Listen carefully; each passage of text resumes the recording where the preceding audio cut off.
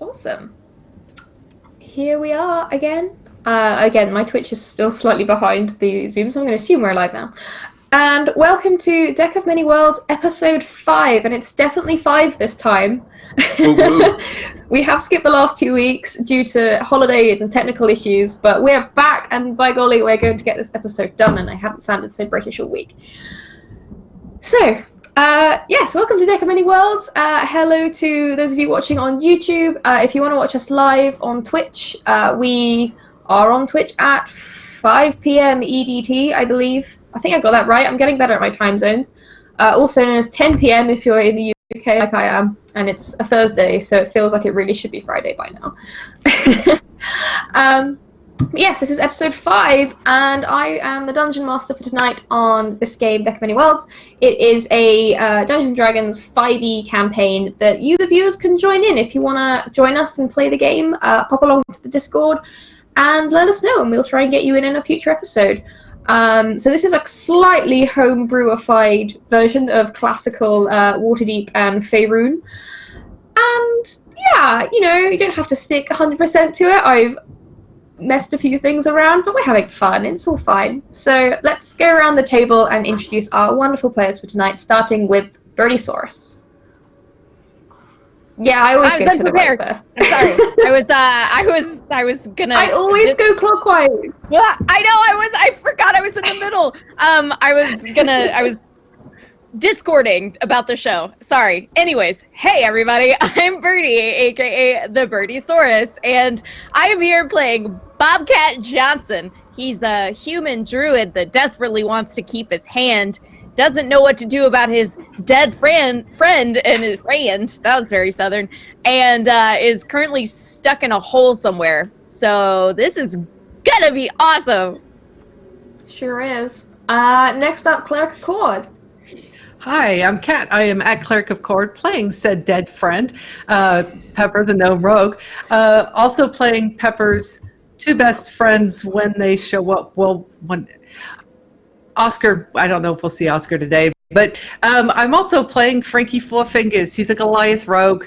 He's not the brightest bulb, but he's a real sweetie. He's got a heart as big as he is, and it's just, he doesn't like the dark. It's scary down here. They had to find a spider snake lady, and he didn't like that at all. He wants to go back and see how Pepper's doing. Everything's fine. It's going to be just fine. As I said in the, kind of like the host opener, this is going to be a chill downtime session in the Underdark. Next up... I don't trust anything that you say. But everything turns out okay in the end, and surely that's all that matters. Mm-hmm. Okay, next around, actually, if I'm being true to what I said, and we are going clockwise, next would be, is it M Charmed 021? Or yes. MC Harmed 021? No, it's M Charmed. It's based off of the original Charmed television series. Oh, okay, I wouldn't have got that.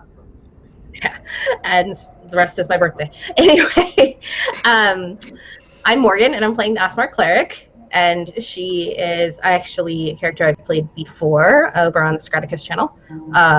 She is pretty much a goody two-shoes, and stuck here in the Underdark, and hopefully she can do something to help Pepper not be so dead. We shall see. Next up is Sir Rays.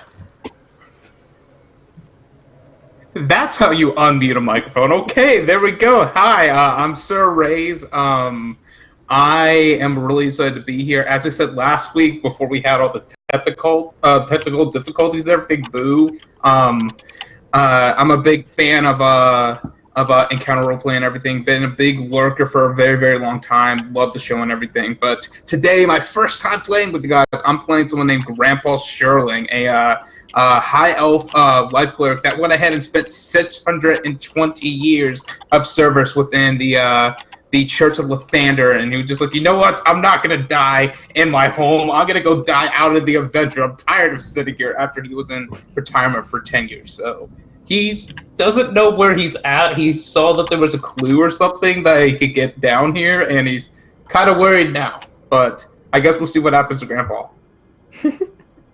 We will indeed see what happens. So listen, we've got an elf cleric, an Aasimar cleric, and a cleric of true. Kord. So if anyone dies during this game, It's we're not my doing fault. everything wrong. Yeah, you guys. Yeah, at that point, it's definitely not my fault. My spells don't work down here. Sorry. Listen, Cool. Lathander works in mysterious ways and everything, and Lathander doesn't like working down here. This is true. I guess It's we'll see. terrible working conditions. Okay, so before we begin today's show, I'd like to take you through some of our sponsors. This week we are sponsored by The Spy Game, which is really cool. I got to do some work on it, which was super exciting, and it's a D&D 5e compatible spy game, as the name suggests, with action and espionage, clandestine organizations, and secret agencies. You take on the role of a spy, running intel and engaging in a wet work, which sounds kind of dodgy, to ensure the security of the world from corrupt governments and the evil machinations of rogue villains.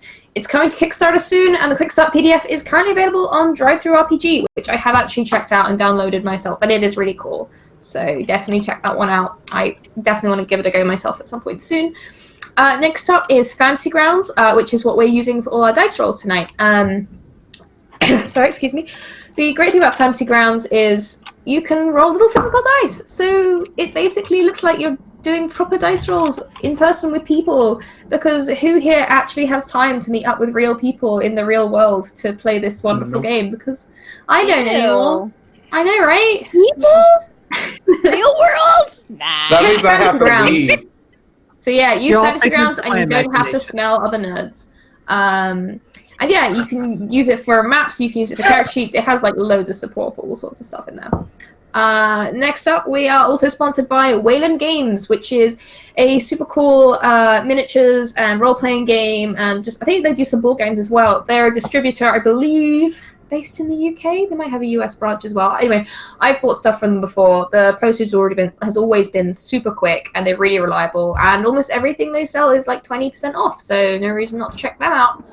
And lastly, sponsor-wise, we are sponsored by Tabletop Loot, who sell amazing dice. When we get to 20 retweets, we will do a giveaway of a set of dice for those of you in chat to try and win. You can also support this show by retweeting the link to this channel on Twitter, and obviously that'll build up because I believe it's 10 retweets. Every 10 they changed that. There used to be 10 retweets to a Wild Magic search. I think it might be different now.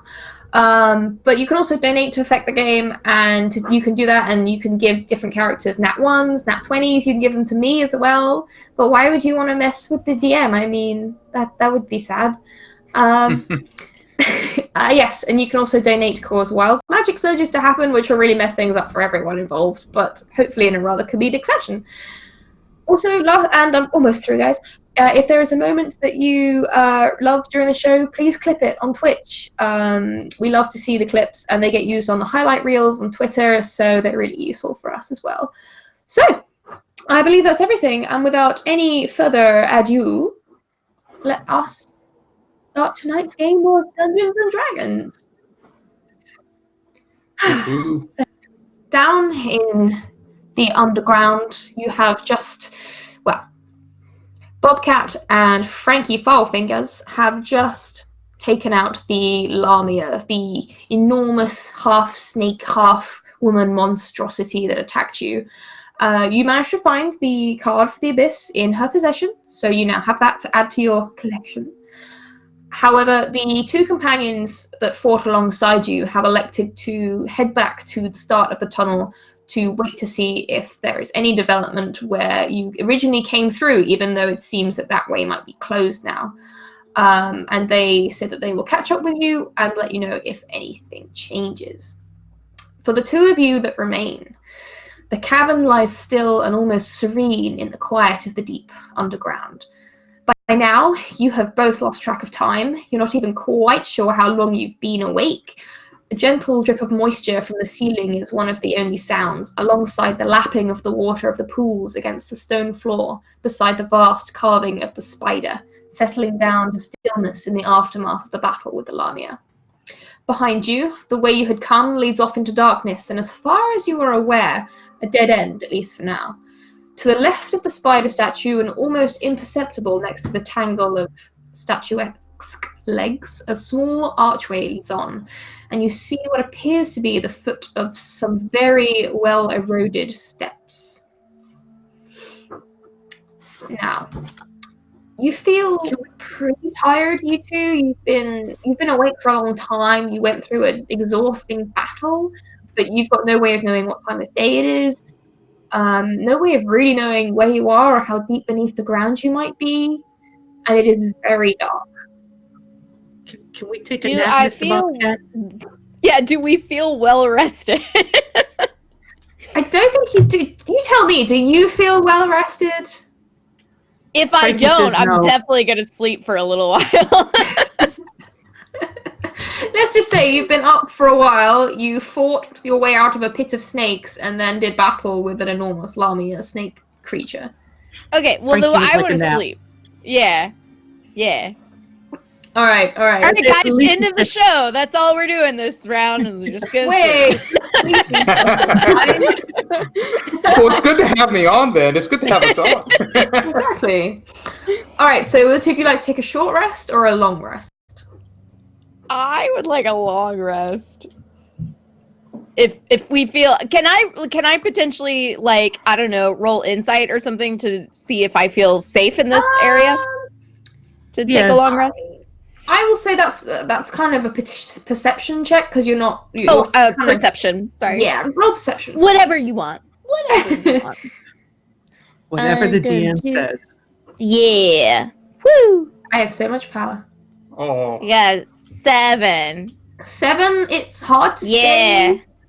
One thing that's fairly obvious, and would be to both of you, is apart from this fairly narrow walkway and the Lamia nest right underneath kind of these curled up legs of the statue, this room has an awful lot of water in it. It's very much like the Chamber of Secrets, you know, with those big, like, shallow pools going around the small walkways in the film anyway.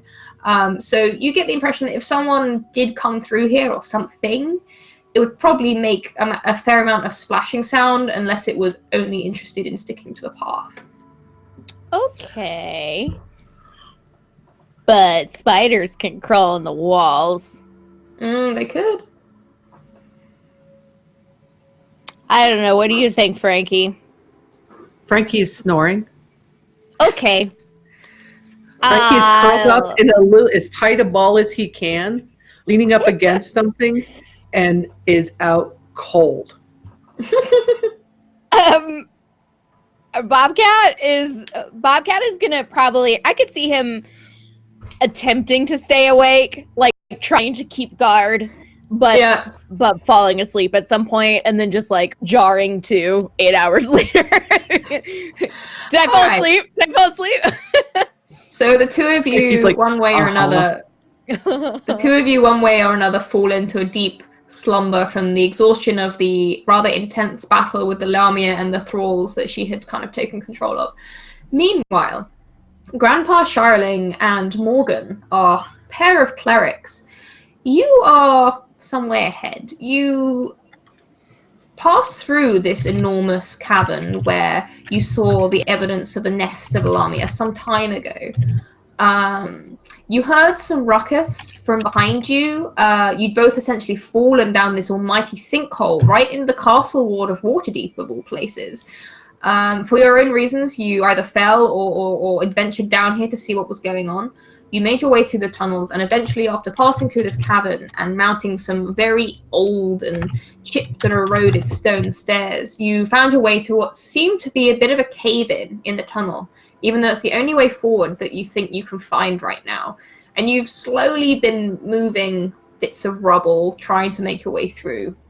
And then you notice the sounds that were coming from the chamber behind you have finally quietened down. And you think you might have heard voices. You're not sure, but it seems to have gone very quiet. Perhaps we should go look back there?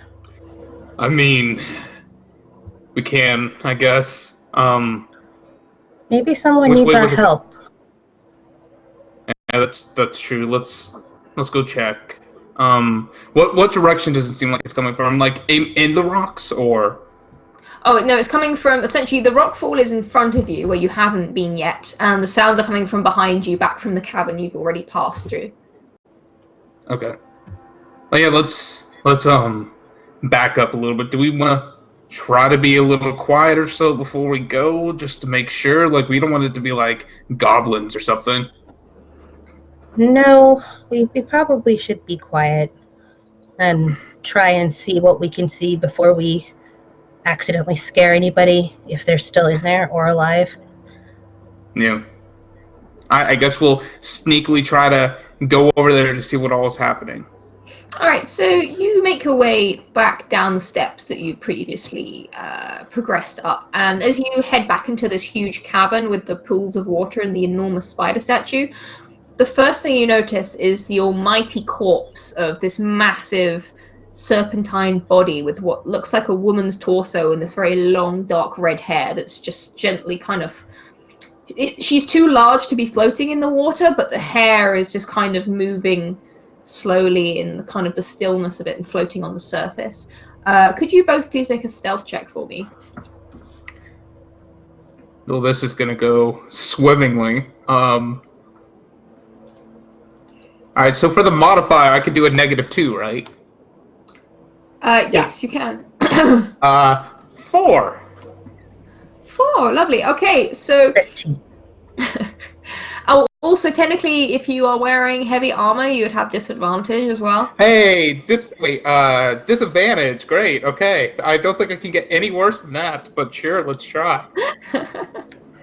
There's always a It chance. can always get worse. 4. Technically, Okay. mine's a 16. Okay, so... Morgan, you're fairly quiet, light on your feet. Maybe it's that Aasimar blood in you. However, Sharling, as you are kind of entering, going around the corner of this room, you give like a sharp intake of breath, or you gasp as you see this enormous serpentine corpse. But you feel you're pretty noticeable right now. These bones don't work like they used to. Well, Frankie's got a passive Hello? of 13. Would this wake him up? I'll leave that up to you. Do you want to be woken up? If you are, you won't have the benefits of a... Actually, yeah, no. If you get woken up, you won't have your full long rest. He'll stay asleep then. I think he's tired enough because he was at exhaustion. Yeah. Yeah, And he had a almost level of died exhaustion, again. so- Yep. I almost Again. killed Yeah. someone. Again. All right. So Sharling and Morgan, could you both make perception checks for me? Sure.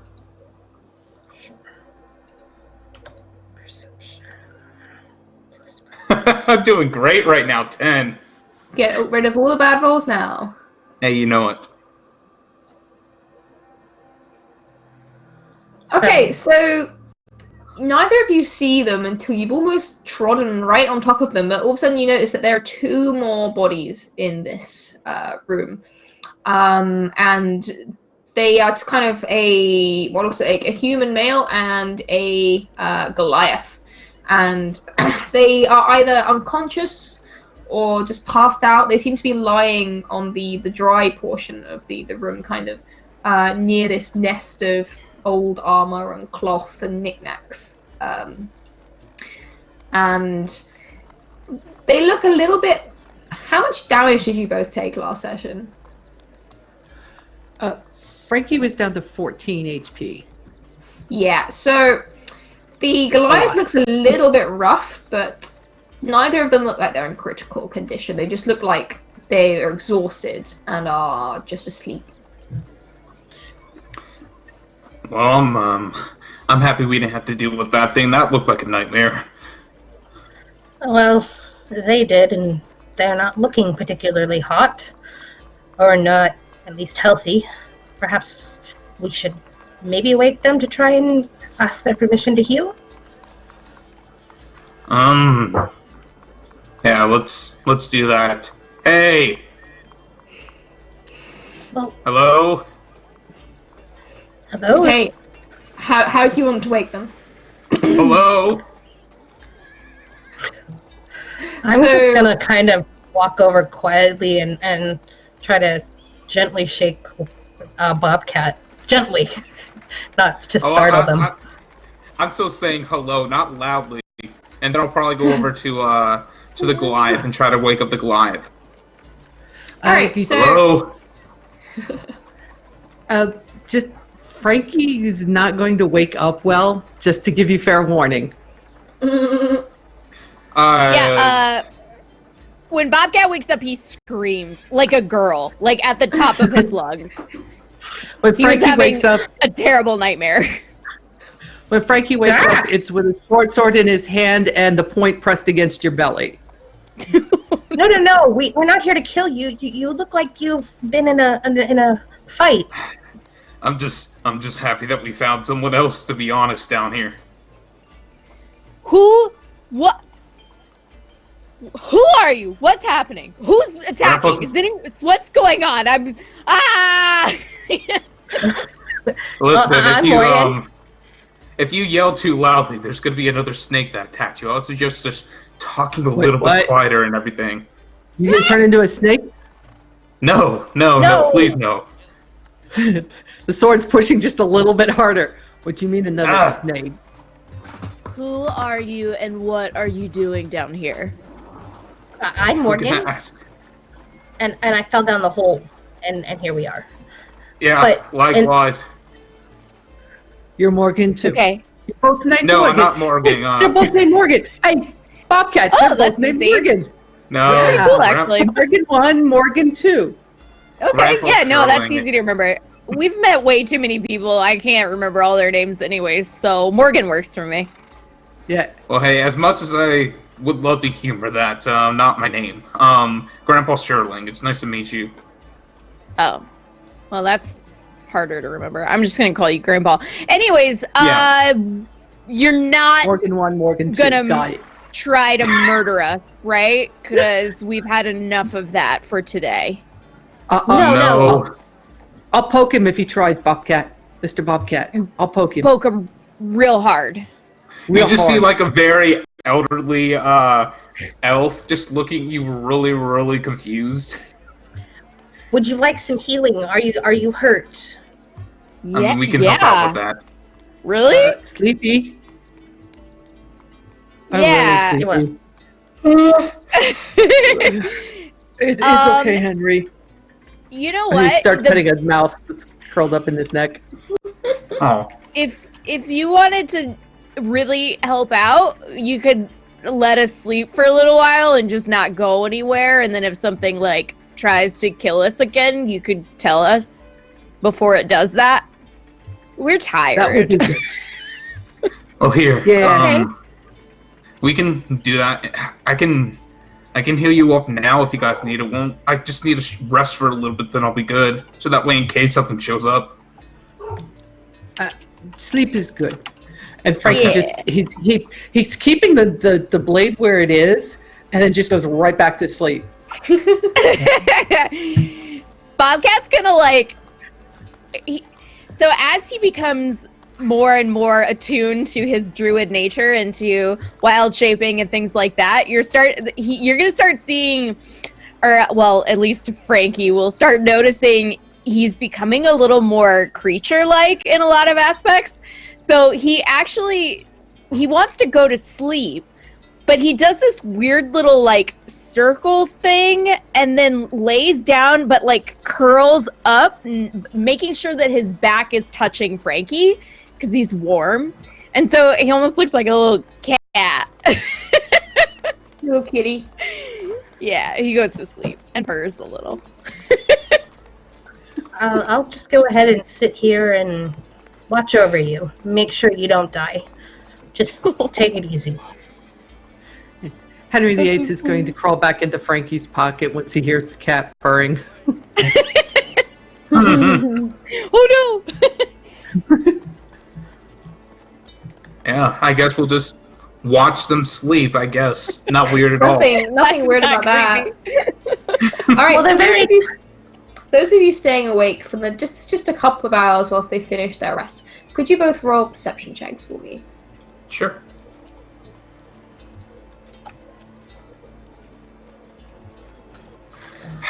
Okay. Another great roll. So you both hear, and this Mine's at 20. Sorry, you I forgot didn't to hear add it the before. Okay, you didn't hear it before. Perhaps because there was too much noise coming from behind you, or because you were being too active and you were moving around. But now you're just sitting quietly, and time ticks by.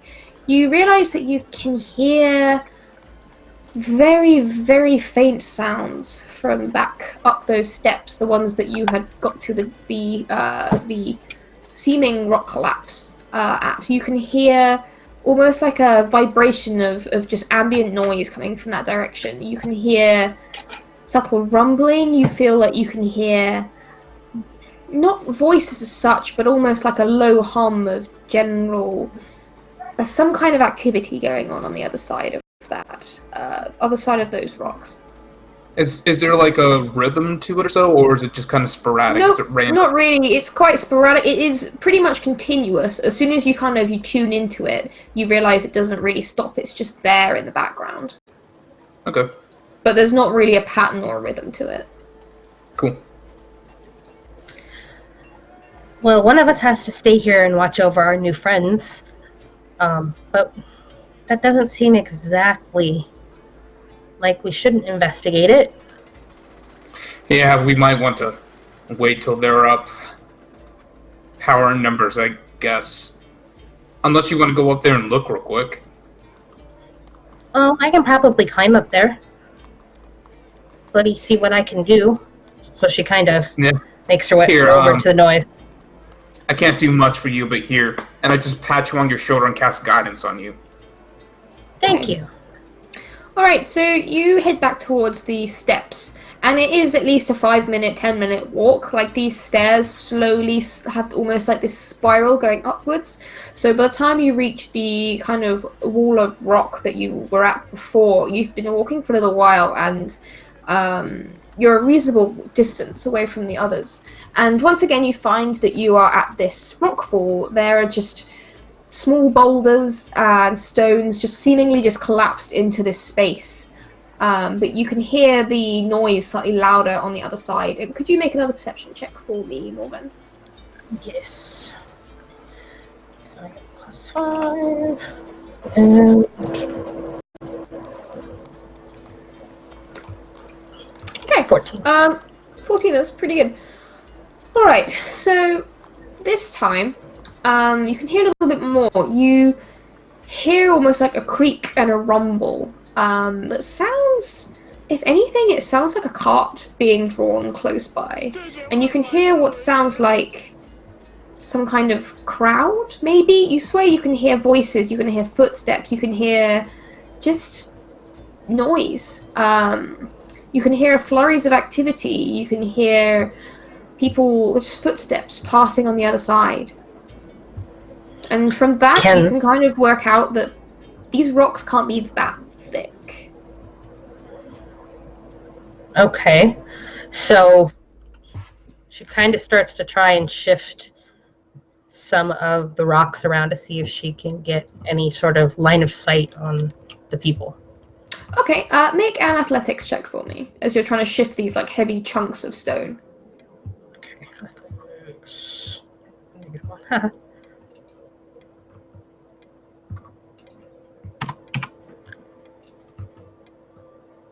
Oh, wow.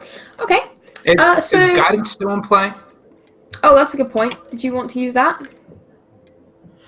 It's a D4, isn't it? You can add to your roll? A D4. Yeah, a D4. Yeah, hang on. Let's see, it's that one. Okay. It's 4. Okay, so with that, you're able to start making a decent headway on these rocks. It takes you a while because you're working alone. In fact, you're here for nearly an hour before you're able to move enough to essentially break a very thin kind of almost chink of light through to what's beyond. And when you do that, you are indeed met with this dim but gentle greenish blue light that shines through this gap in the wall of stone. And as you you press your eye up against it to try and see through, please make one more perception check for me.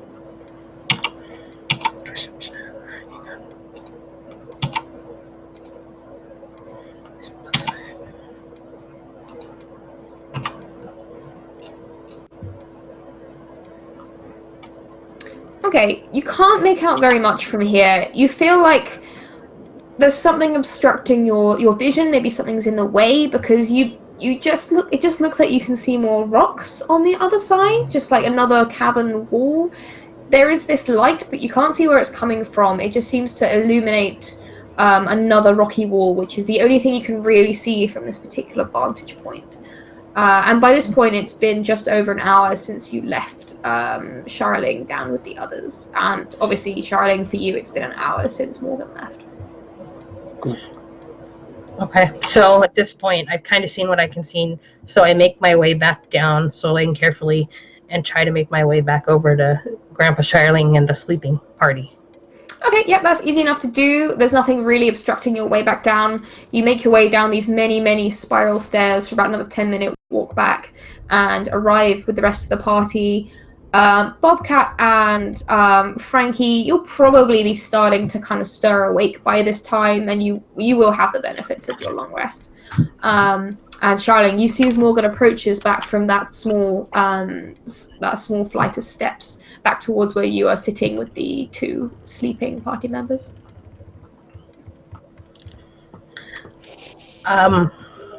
So there's a greenish blue light up there. I cleared enough of the stones to see it.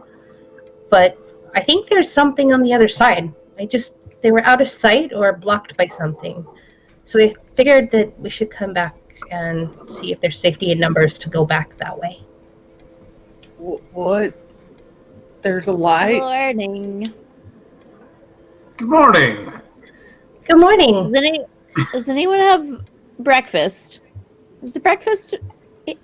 Frankie's got a ration bar, and that he's been breaking off crumbs and feeding to Henry. So Ration bar, when you need that protein goodness. What a deep exclusive. Exactly. So he'll break off a half a ration bar and hand it to you. Ah, thanks, man. You're a good dude. Get hung. Frankie get hungry. Well, hello. Get hunk to Bobcat.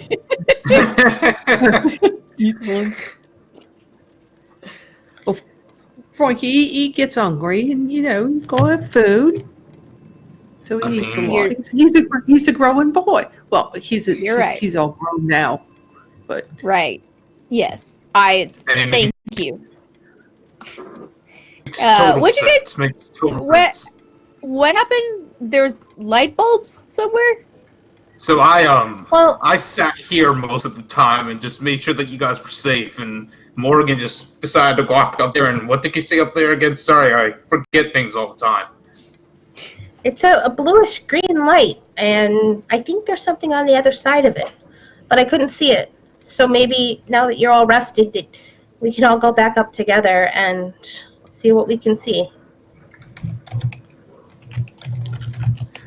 Yeah, that sounds good. What do you guys think? is light supposed to be blue-green? My lights, when I use them, are kind of like this brilliant, shimmery, colory thing. So I don't know, because I've never been here before, and How maybe long they have a different color light. How long have you guys been down here in these caves? One night's sleep. Yeah. We just got here. Have you guys not seen this before then? Anything like this? Blue-green lights? I don't think so. There's a snake with pits that way. Yeah. Let's avoid that. A snake And with one snake with multiple pits. Hey, I'm not gonna We kill all the other snakes. oh yeah. and then the heart that Yeah. the scary Her lady. and she had some dudes with her. We killed them too, but that's as far as we've gotten. We've not gone any deeper. So if there's blue-green light down there, what I do know is we are not where we were before. In Progress, that's so good. much as to say that this is not the plane that Waterdeep is on. Is that what that deck of much. cards the deck of cards those cards? Yeah. Also, my magic didn't work right, which I'm pretty sure we're on a different plane. So there could be all kinds of crazy stuff down here that I don't understand. Are we from Waterdeep as well?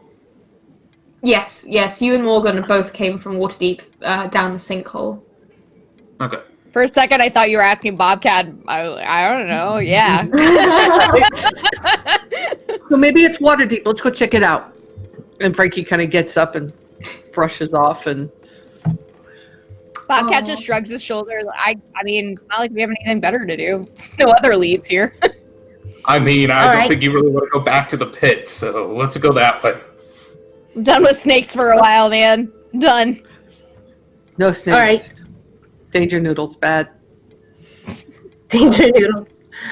Oh, okay. Well, we can go this way. I know how to get back up there. I cleared the way.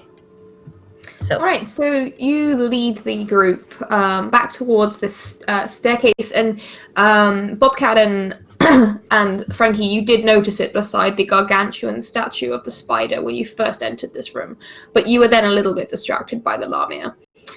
So as you head up the stairs, again, it takes roughly about 10 minutes of just climbing these spiral steps, which is pretty tiring. But you've had a good night's rest, or day's rest, you're not really sure. But either way, you eventually get to this wall of fallen stone and rock, and you see this small gap that Morgan was able to create in the rocks, and this bluish-green, very gentle and calming, this light that shines through, illuminating the cavern beyond. That's the light. Frankie just I'm gonna starts moving rocks. All right. Bobcat? I was just gonna say I'm gonna produce flame, so we've got plenty of light around us. Does that help me see anything through the hole, or is it? It doesn't really, How- because there is... So there's quite a lot How of like, bright is dust. the light over there? So it's light enough to kind of... You can almost see the light coming through the gap, because there's a lot of... After moving some of these stones, there's a lot of dust in the air. So you've got that effect where you can almost see the beam. That's how bright it is. So it's Oh, fairly okay. light on the other side. And as Frankie is going to start kind of moving rocks around and to try and kind of clear the way a little bit, could you roll strength for me, please? And anyone else who also wants to help can do... Sorry, athletics. Anyone else who wants to help can do the same. I'll help. I will help by casting guidance on someone. Let's go with Bobcat this time. 14 for Frankie. Okay. Mm. What is that one? What is? 1d4 added. Okay. Because, I have a strength of 10, so... So does Frankie. I got 12. Okay, that's enough. My Between the strength three is of you, you managed to move enough of this rock and debris to make a hole big enough for you to squeeze through one at a time. And anyone who's kind of peeking through, could you roll me another perception check? Sure. Definitely. Is guidance one-time thing, or does it stick with It's a you? It is a one-time thing. Yeah, it's only a cantrip, I think. So 17 perception for Frankie. nice. I don't like this system. I'm not really well. No, I'm joking. 10. All right, Morgan and Bobcat Frankie. got a 5. Yeah. Maybe you didn't really get a chance to put your head in because Frankie just kind of went, whoa. Frankie takes up all the space. Yeah. I'm just So Frankie and Morgan, you dang it. both move. you both have enough space to look through, and you can see just enough around what looks like a corner to see that the light gets a bit stronger, and you see what looks like the back of some kind of wooden palisade, some kind of wooden just it's almost like a very small door, or just a piece of flat wood that's been propped up against the wall, and you can only see the back of it from here. But it looks well cut and crafted. The edges are smooth as if it's been sanded down. Frankie, having grown up on the streets of Waterdeep, sneaking around alleyways, and is familiar with the urchin background, so he knows his way. Does this look like any place in Waterdeep that he's ever seen? No. Once again, beyond this point, you can't see any sky. It just looks like a continuation of the cavern, only the steps have finished, and it essentially continues in this corridor around like a sweeping corner. So you can't see where exactly it goes, but you can see the edge of this piece of wood just about peeking around the corner. Is the light still The path blue? does look smoother here, and that light that you saw before is emanating from around the corner of this kind of corridor. Okay, Can so I he's gonna- tell like how or why the light and everything's being created? Like, is there any way that Not could? from here. I'm gonna go find out. Shh! I'm gonna go find out. And Frankie's gonna go ahead and try to stealth through the hole and try to take a look around a little bit. All right, roll a stealth check and then a perception check for me. So that's a nat 20 for stealth for a total of Okay. 30. And a Oh my 22 gosh. for perception. All right, Wraith-like, Thank you, Fantasy Grounds. you just He literally slide through this disappears. gap. Yeah. And maybe it's the pale greyish of your skin that just blends in with the stones of the cavern. You are almost unnoticeable as you slip ahead. So with that very good perception check, you notice a few things. Firstly, this piece of wood that you saw the back of, as you move around slightly, you see that the front is painted with bright yellowy orange, almost like luminescent paint. And you realize it's a warning sign. And you see some words which I you don't know Undercommon, do you? Or do Nope, you? common and giant. Common, Okay. giant, and thieves can't.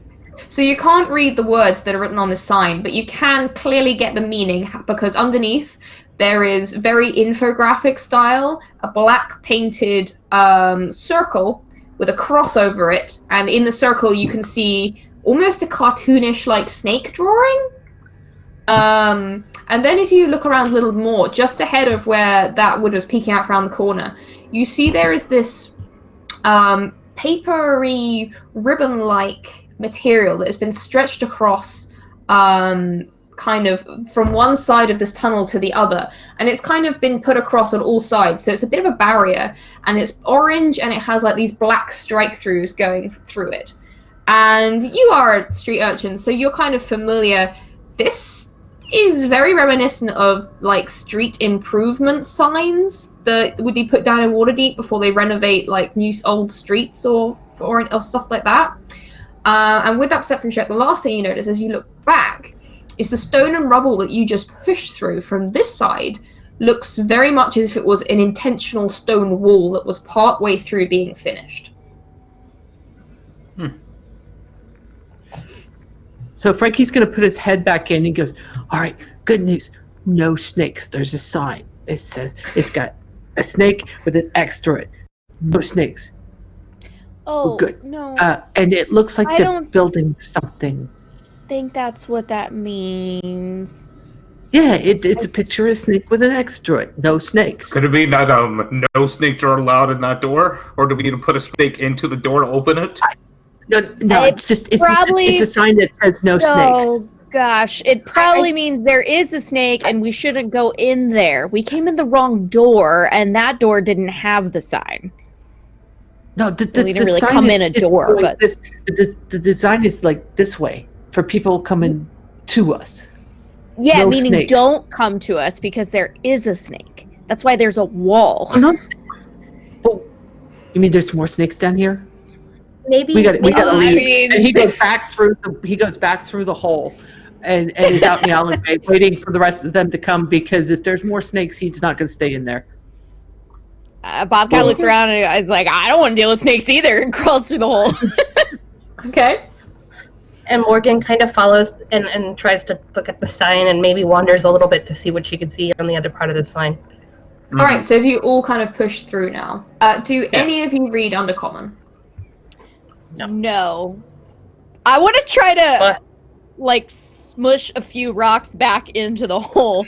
I'm now concerned Okay. there will be a snake come out. God, I haven't got a character sheet up in front of me. What's that? Make just a general athletics check to try and put some of the hunks of stone back. Okay. Meanwhile, Frankie's trying to sneak up to the tape and look around the corner to see what else is going on. Okay. Yeah, I would probably. I got a 7. You put like 1 or 2 of the smaller ones back, Yeah. but like it's heavy work and it's really hard to make it look undisturbed. So you kind of just abandon it in the end. And you see that the rest of your party has already kind of left you behind and has gone around the corner. All right, well, I guess I'm the only one worried about the snakes coming through, but whatever. When they attack all of us, everyone else is gonna die. It's not gonna be my fault. Whatever. He just grumbles to himself.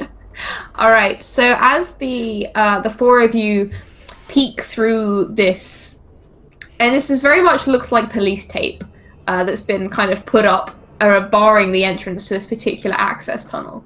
As you kind of poke your heads through and around, you are met with an enormous open space in front of you. The tunnel carves around and opens out into this huge cavern, and the ceiling of this cavern is so high you can't actually see it. It fades into darkness. However, the light that you saw is being produced by these very gently bluish, whitish green orbs that are just floating gently around in the upper levels of this enormous cavern, casting this very calming light down on below. And what lies below from here, as you're slightly elevated from it, and the path leads down from where you are, you can see what looks to be a large village or a small town, all built in this cavern out of this grey stone. You see houses of a design unfamiliar to you, but you can tell the houses just because culturally it doesn't seem that different to what you know in Waterdeep. There are roofs, there are kind of rooms, there are multi-story buildings, you see towers, you see maybe even some kind of shrine or religious building like in the distance with towers that rise higher than the others.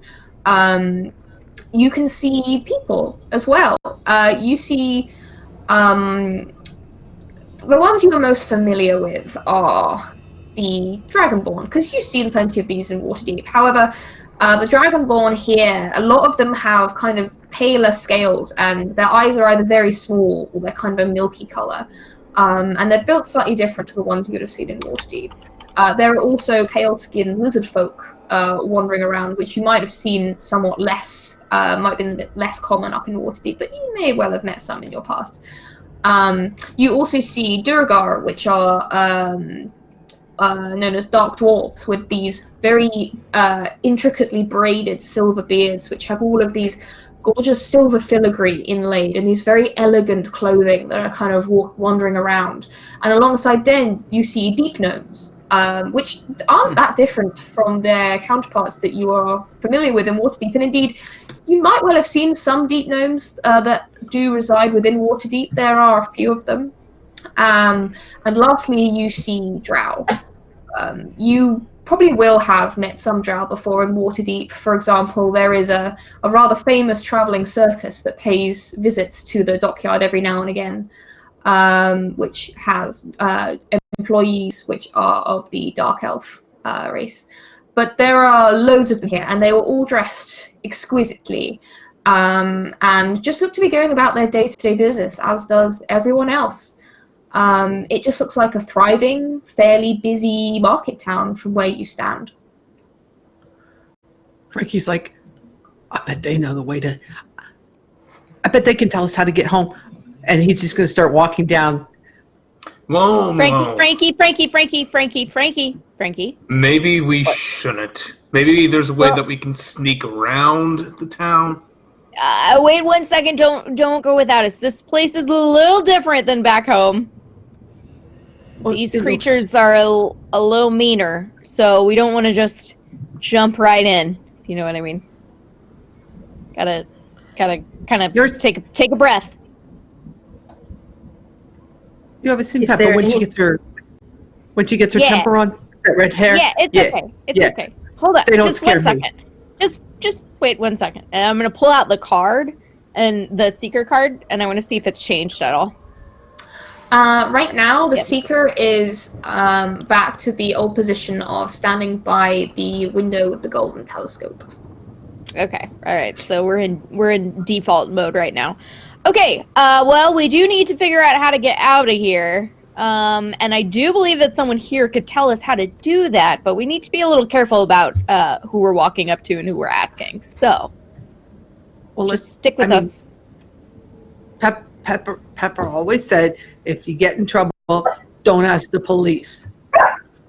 Okay, that's valid. I also, let's see, where should we go? I don't want to go to a bar. Ale. Drunk drow I was about sound to like suggest that. dangerous. I think we should go to a shop, like a Ale. ale. I mean, we could always we could try to find a chapel or a church or something like that. You never know. There might be someone. I mean, there's nothing wrong with that. Look, Listen, all we're gonna find out here is we got the pretty shiny stones, so. and we got the gold. So Yeah, we tell them we can. we give you pretty shiny stones and gold, Yes, and you tell us how to get back up. right. But let's not. Wait. Let's not go crazy with giving them pretty shiny things and gold. Let's. Well, no, they have to give us ale first. No. We don't need ale. We need information, and we don't need to go to a bar I need because ale. they're gonna kill. Okay. We can get you ale when we get back to the surface. Okay. We gotta. No, all I've had is water. I need it. Okay. Everybody knows Okay. you go to a bar. The bartender, tavern. Everybody knows anything is in a tavern. I agree. I'm concerned about drunk drow and other assorted dark creatures that are drunk and want to murder us for our stuff. Let's go to a shop. He's an elf, and them drow, they're even smaller. You're just gonna go swoosh. No, it's not. It doesn't work like that. And plus, they're going to look at us just be like, wait a second. We've never seen these people before. We don't belong here. And I think the person that's going to be nicest to us is someone at a shop who we can buy something from or just give money to. So we can And buy that is ale, not and we give inherently them- out. Okay, what if we go to a grocery store where they sell ale? Ooh, there we go. Okay. They might have wine or ale or something there. That'd be Yes. good. Yeah. Okay, to the nearest drow grocery store. You know, if we truly needed to, we could go to like one of the miners or workers or so too. You never know.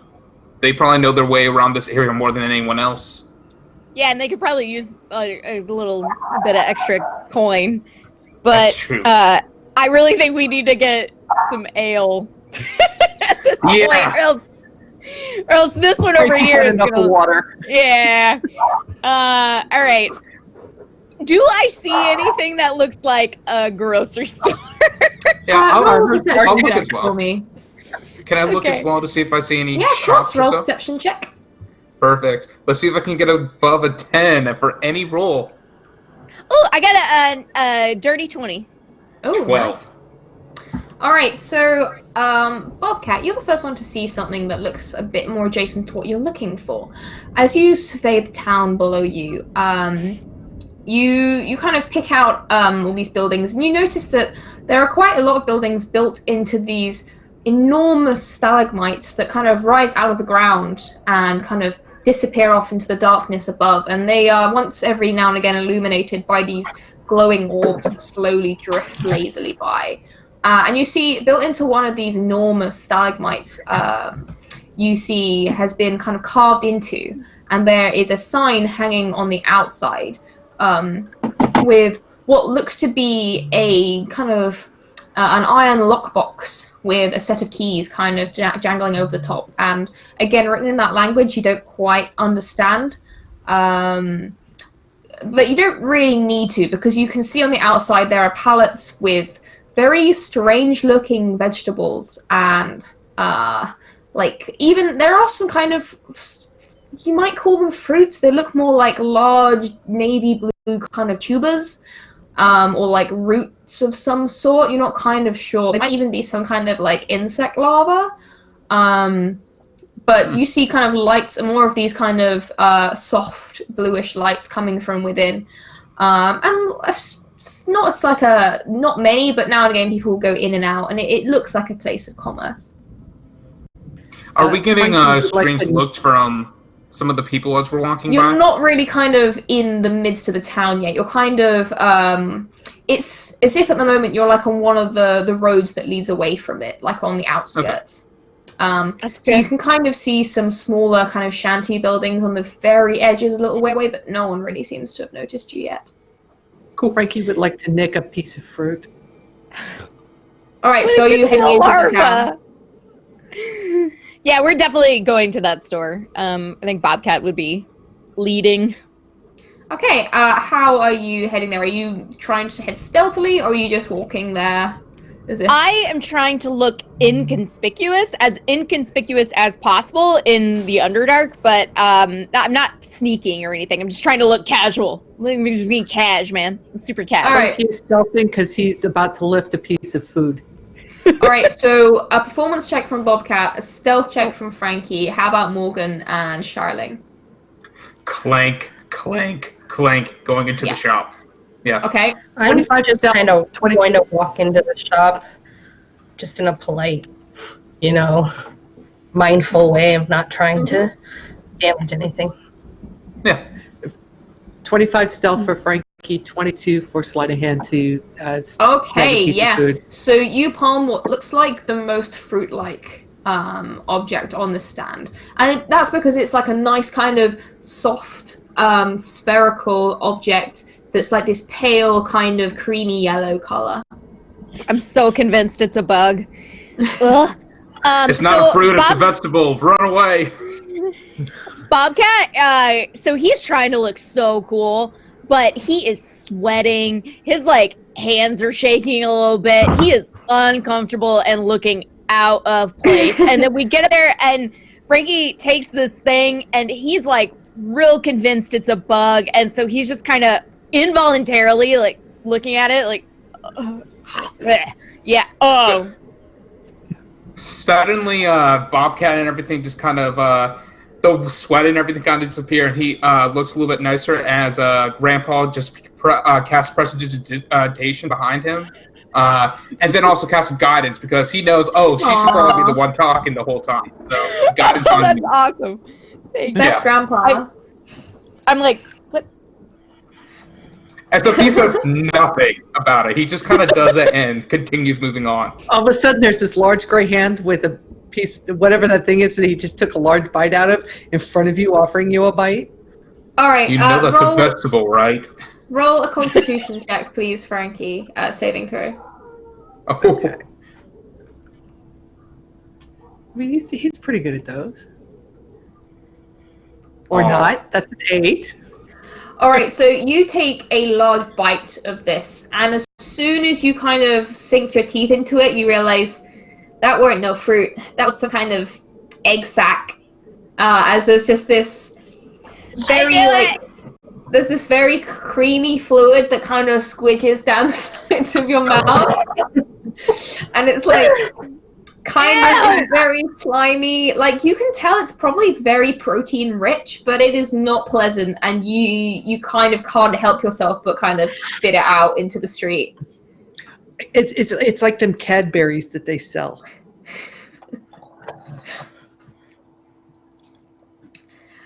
Meanwhile, I bet it's the rest good. of you are heading into the shop, looking in varying degrees of disgust. Did we see him do that?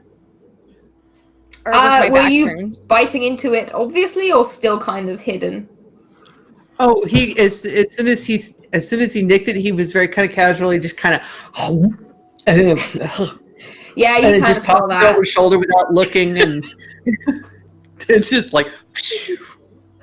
Okay. Yeah, you saw that. And as you're kind of heading into the shop with these expressions on your faces, and you see you see that the counter at the moment doesn't seem to be occupied, and then as you hang around for just a minute, a head pops up from behind the counter, and you see a dark dwarf, seemingly very busy, and they have this kind of bun, this very just very tight bun that their silvery hair has been gathered back up into, and this very intricate beard that kind of pulls down the front of their chest with all these kind of curls and little pieces of silver that have been woven into the silvery beard. And they're like a very, very well dressed dwarf with these kind of purple, this very trim looking purple uniform on. And this store itself is quite unlike anything you've seen before. It's perfectly round because it's carved into this stalagmite that's kind of reaching up out of the ground. So all of the walls are this very, very smooth, almost glassy, bluish black stone. And carved into these walls, where all the shelves are a variety of goods, ranging from just generic kind of food and grocery goods to just simple tools and other fairly menial equipment. You can't see anything dramatic or kind of extremely impressive. But there is a kind of a glass front to the counter that the dwarf is standing behind, and inside there you can see like a small number of potions and objects that look a little bit more interesting. The dwarf himself, he is wearing what appears to be like a pair of goggles that obscure most of his face with these big, dark kind of lenses in them as he kind of looks at the group of you. I didn't see you there. Did you just come in? I haven't left you waiting long, have I? Frankie reaches quick up and question. tinkles the bell over the door. Thanks for that. Do dark dwarves speak dwarvish or undercommon?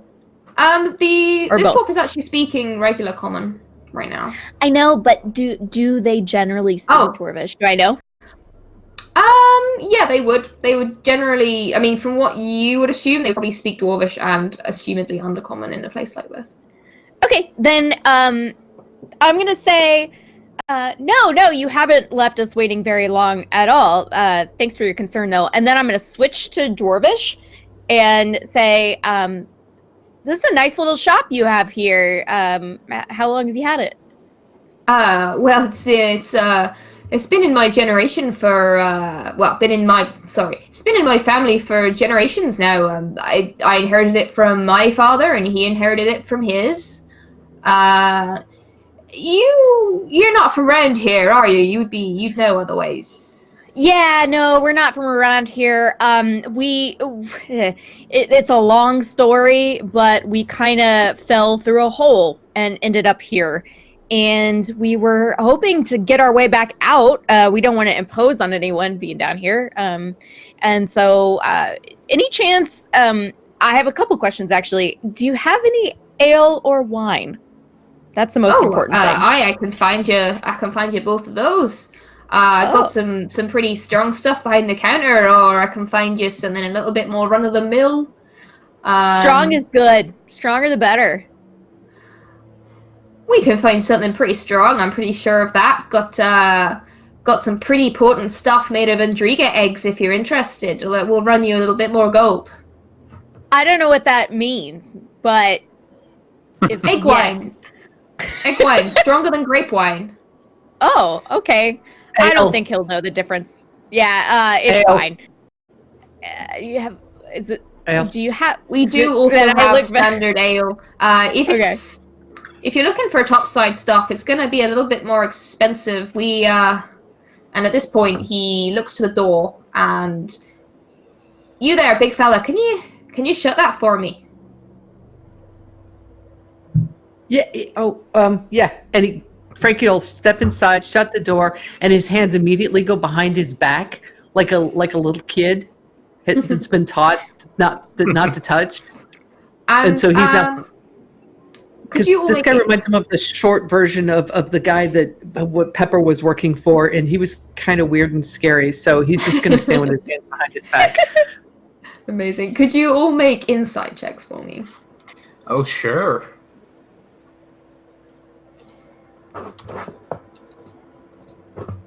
I got a 23. 18. Oh.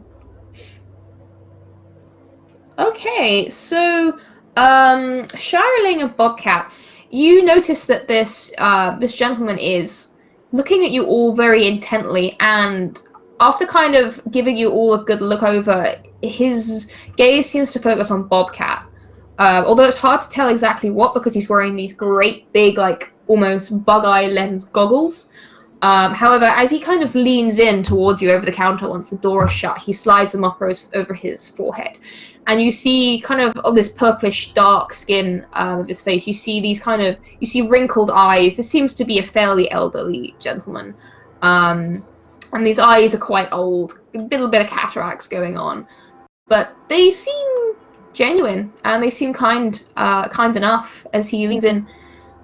Look, it's a good thing you came here first. I mean, it's pretty early here, so the disciples of the Church of Love haven't been out yet, but if they'd come across you, you probably wouldn't be in such a tidy position as you are now. I've got ale, I got topside stuff, where you folk are from, but it's pretty hard to come by, and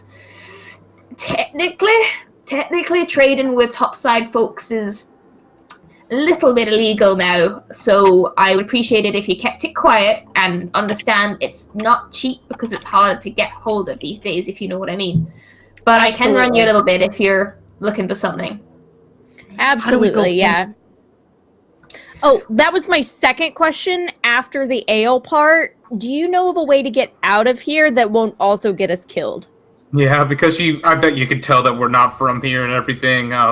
We just want to go ahead and get out of here so that way you don't get in trouble or anything like that. Right.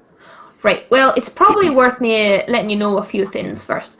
So where you are now, do you even know where you are right now? No. In a No, hole we were hoping you underground. would give us a tell us where we are, and You have a map. maybe give us a path, like, out somewhere. Well, That if isn't you here? A place If you where check there isn't over- a snake lady.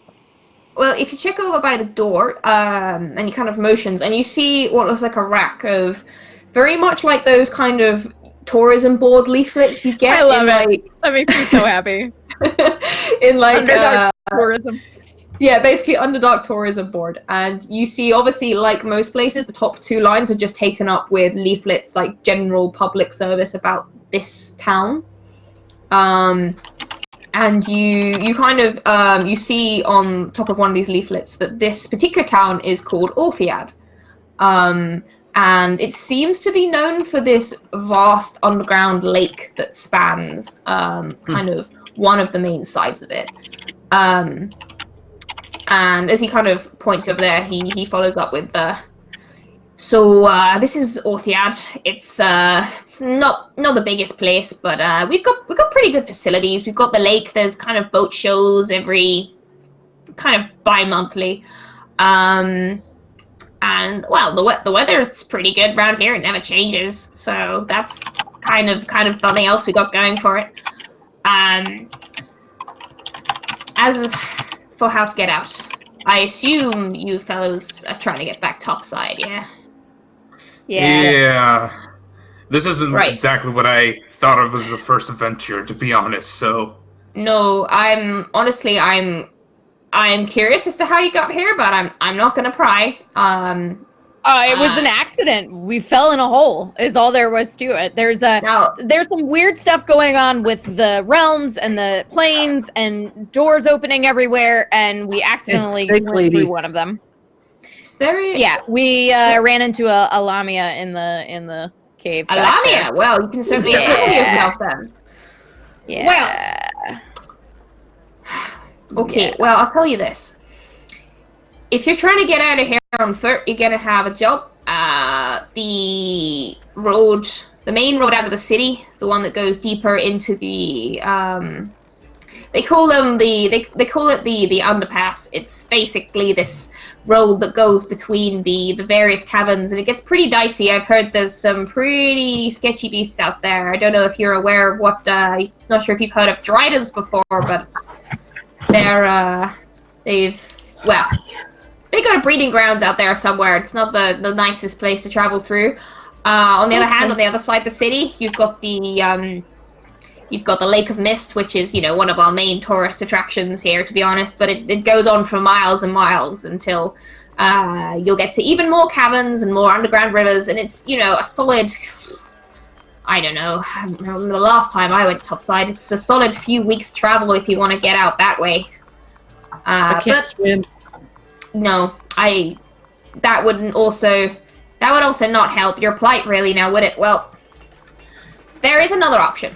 You got another option. And you kind of see as he puts the goggles back down, and then he puts them up again. Then he puts them down, and then he lifts them up again, and then leans forward. You've got some... Bobcat, while this is happening, Bobcat has, like, water-deep sunglasses that he always wears on his head, on the hat that he wears, like, on the brim, you know, cool guy. And so, like, he grabs them, and he's trying to, like, mimic him to, you know, do the whole, like, let's be comfortable with each other thing. So he's kind of going like this with his sunglasses as he's taking his goggles on and off. I'm not quite sure what you're trying to do there, lad, but Oh, and feet, nothing. And he like hooks them on his shirt. Nothing. I'm not doing anything. Alright. It's fine. Alright, okay, It's bright in here. That's all. My eyes hurt. he looks I mean, a bit it's not confused really for a that second. bright. But... Shut up. What? Shut up. Oh, sorry. If you So- could just point us on our way to get out of here, we would definitely leave you to Like your I letters. say, those are your two main options. However, you got some other paths you could take. I noticed that you, and he kind of points at you, Bobcat. You've got a few interesting magical objects on your person, haven't you? Maybe. Would I be able to have a look at them? Why do you need to look at them? Bobcat's not doing anything to hurt you with them. Oh, no. Quite the contrary. For one thing, I'm curious. You see these, and he points at these great big, huge, like, insect eye-style goggles on his forehead. These are pretty handy piece of kit. I can... You're seeing magic with those? Pretty much, Did you keep particularly them, when like- it comes to enchanted objects, and it gives me a little That's bit of so an cool. idea. Bobcat, You do realize that you... Sorry? do you have a big brother up there? Kind of like, looks like him, taller, I mean, same kind of beard. I do have 6 brothers. They're kind of No, scattered big around brother, the other not cities. six brothers. I mean, Big some of them brother. are pretty big. I'm a bit on the small side for my family, but I don't let that get to me, you know? Doesn't he remind you of, it's okay. you know, a little brother, a beard? I didn't. No. I don't think I met him. It's. What about okay. you? I have. Yes, we'll talk about it later, honey. And he's just like, poor Frankie is like just a little kid, like, Well, Frank- Bobcat's like, let the big kids talk. Frankie, look over there. Yeah. Let's look at this thing over here. Look how cool that is. He's gonna head right over and start playing with like. I'm assuming this is No, got don't- like the Shiny. bobbly heads and little things. Yeah. Please do be careful with that. Hey, well, One of you Frankie, supervised, maybe. Don't touch okay. it too much, okay? You can look, but don't Not too touch. much. Look. Right. Okay. Look, but don't Henry, touch. you can't Okay. too much. You. Okay. Human male. I don't like to assume, but Oh my goodness! I'm so sorry. My name is Bobcat Johnson. It is an absolute pleasure to meet you. And I'm Morgan. Really, the pleasure is absolutely all mine. The name's Bromley. This is my shop. You do realize you are carrying, at least what looks to me, you are carrying several portals to other dimensions in your haversack, yes? Yes, okay, as I mentioned before, it's a very long story, but essentially, someone has stolen all of these doors or cards that open up other dimensions or planes, and we are attempting to gather them all back together so that people stop doing things like falling through holes into giant pits that lead into the Underdark.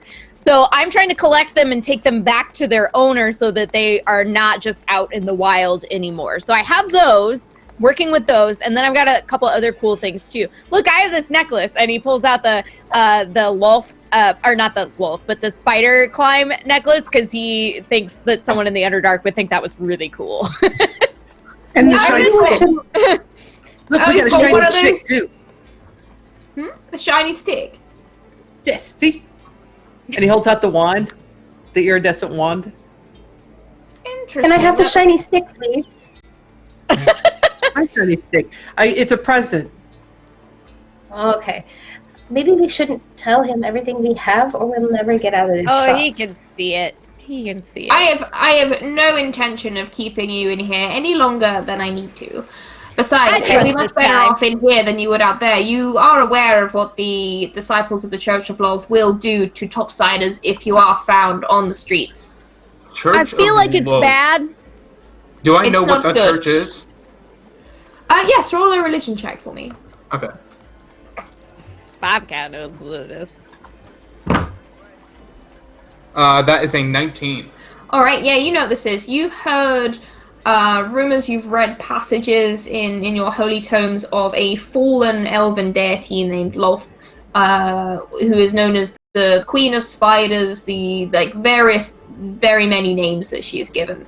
And she is worshipped by, not all, but she's worshipped by many drow as kind of their elven creator deity in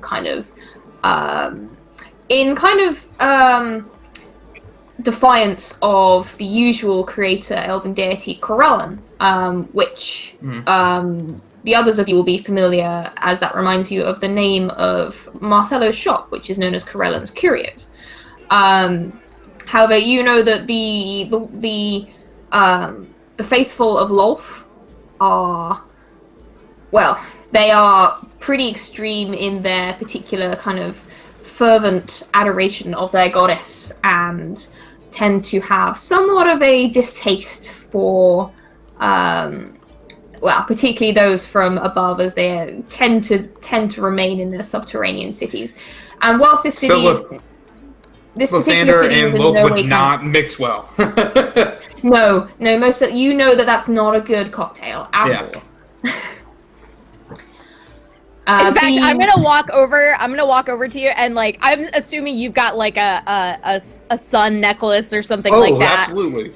Yeah. So I'm gonna walk over to you and then just kind of like act like I'm just patting you on the shoulder or something and try to like take a cape or a piece of cloth or something and just like tuck it into your shirt so it's draped over the sun. I'm just doing whatever I can to try to like very not sneakily, but you know, I can see what you're doing, and he'll go ahead and just tuck it into his shirt and everything for now. Oh, okay. To where he can still grab it and everything if he needs to, but it's hidden. Good job. Thank you. Yeah. Thank you. Yeah, I mean, I really don't want to die my first adventure, so.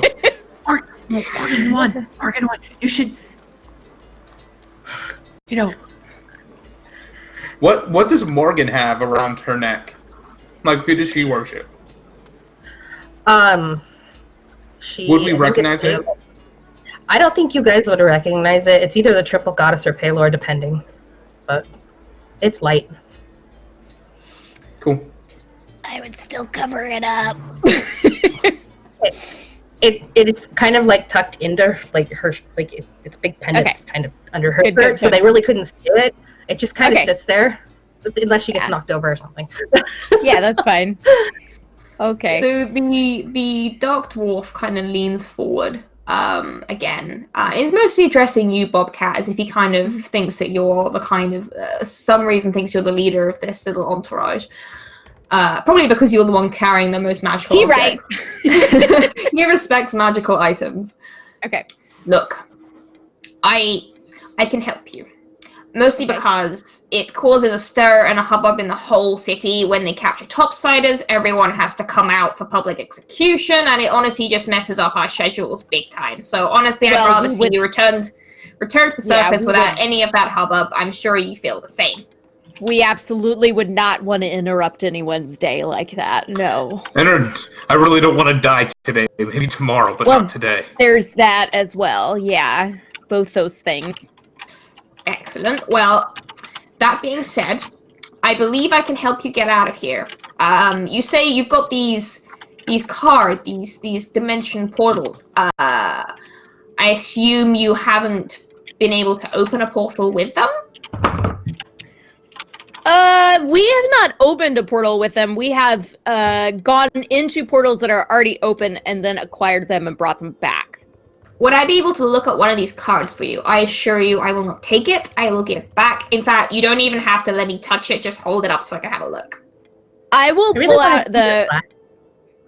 this glass. I'm going to pull out the one for the Underdark because we're already here. So he, even if he wanted it, is not going to do anything. So he kind of narrows his eyes, puts the goggles back on, and like leans in, have a really good look. And after a couple of minutes, leans back and says, "All right, so I can see why you haven't been able to open a portal yourself with these yet. It requires quite a powerful burst of magic to be able to activate the cards in the first place, from what I can tell. And I've seen myself a few magic items. Some you have to kind of sit with and speak to and all this jazz, and I think they call it attunement. Others have to have particular activation.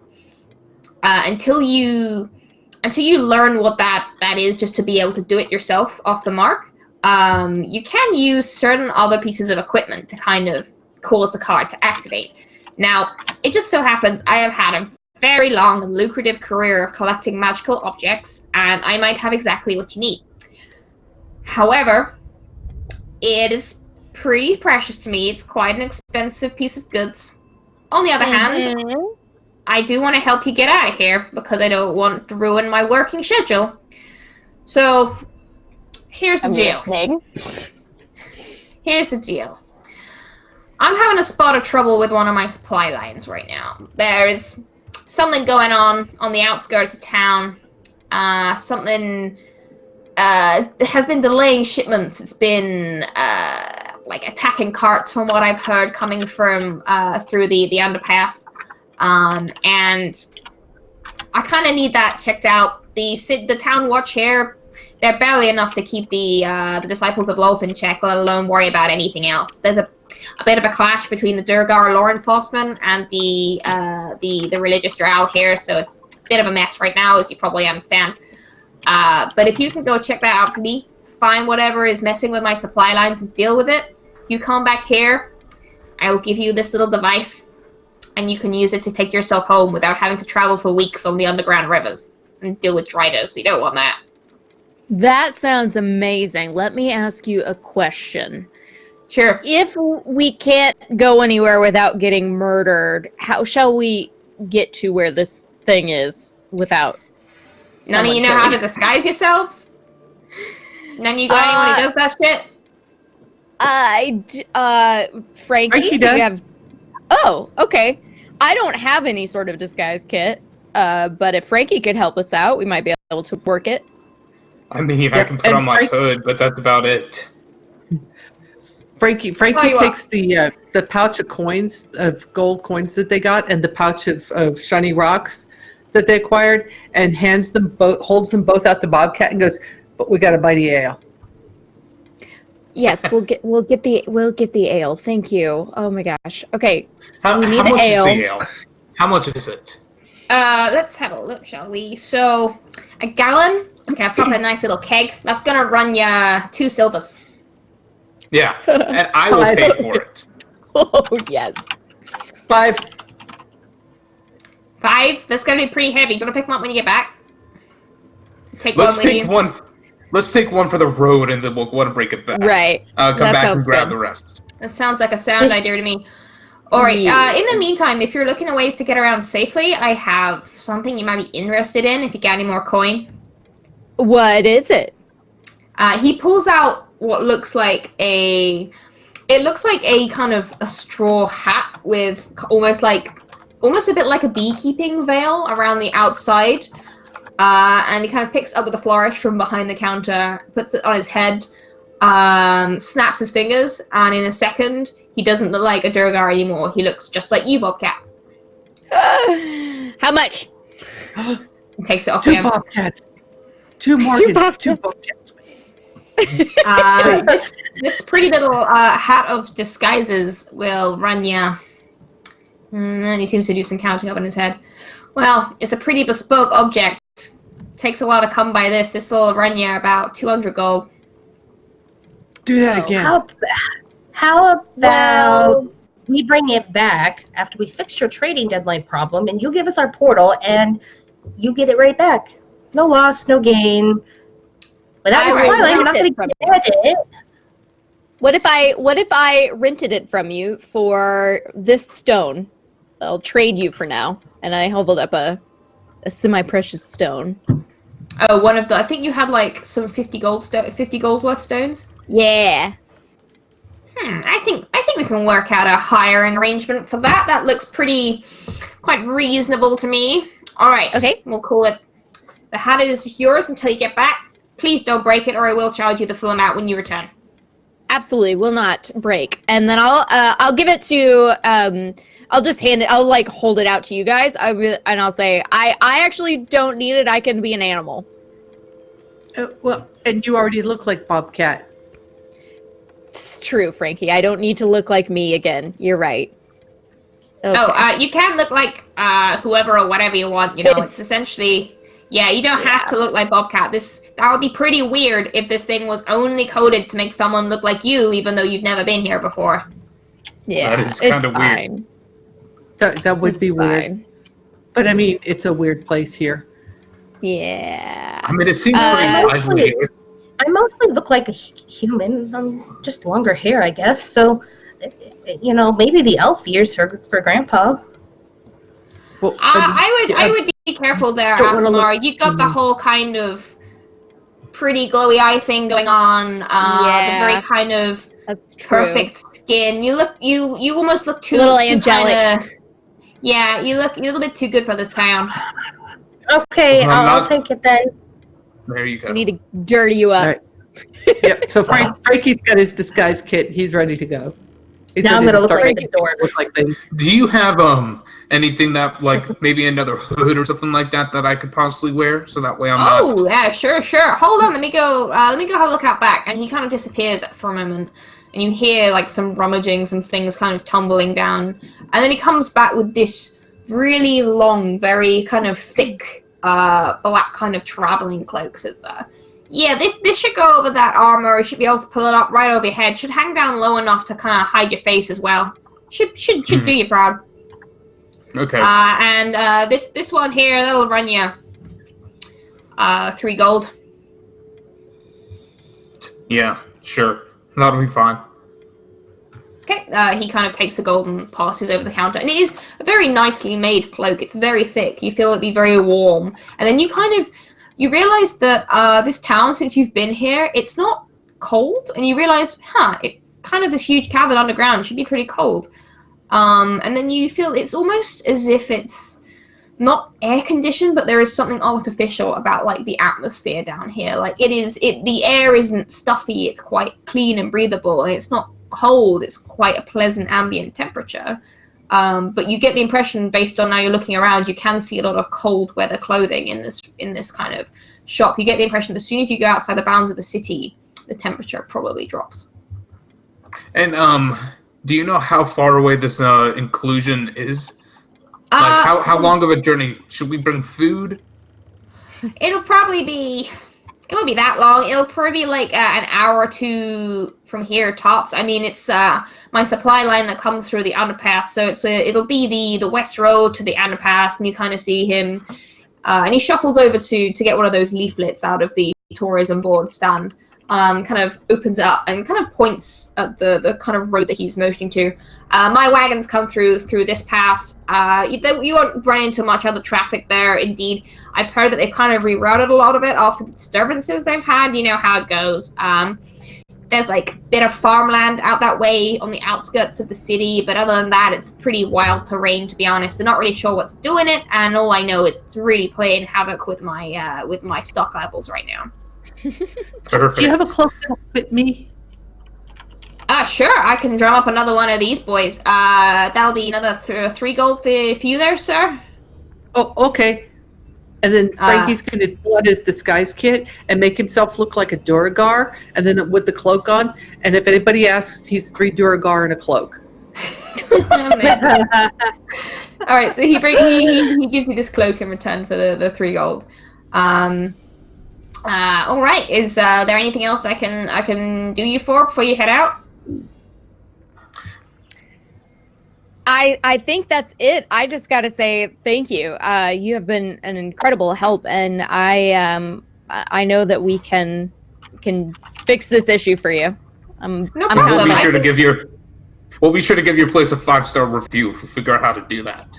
Thanks. You'll check us out on Underdark Yelp. You can give me a review on on there. That'll be good. Perfect. Absolutely. And I think you'll find if you did stay a little longer, not that you'd want to, that most of us small folk around here are actually quite pleasant. It's just the kind of the hoity-toity high-ups you gotta watch out for. They're the ones with the chip on their shoulder against the topsiders. They're like that up. Yeah. Yeah. I think it's a kind of common thing. Some things never change. Anyway, thanks for stopping by and for your business, of course. I will see you soon, I hope. Yes, definitely. Okay. We'll bring it back. We'll go take care of the monsters. All right, travel safe, and remember, stay off the main roads if you can. Frankie's going to We'll wait do for our very everybody, best. and then he's going to go back to the man, and he's going to very carefully put a broken bobblehead where the head is kind of, and he's going to set it down on the counter. Go, sorry, and put down a gold piece, and then kind of walk out. You see him kind of look at it incredulously, look at you, and just kind of shake his head and smile as you leave.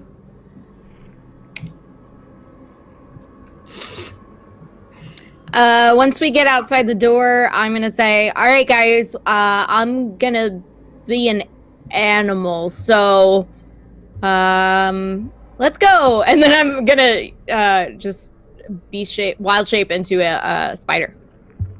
Can you be a Okay. mouse like Henry? Fitting. Already a spider. Are you just a normal little spider? Yeah.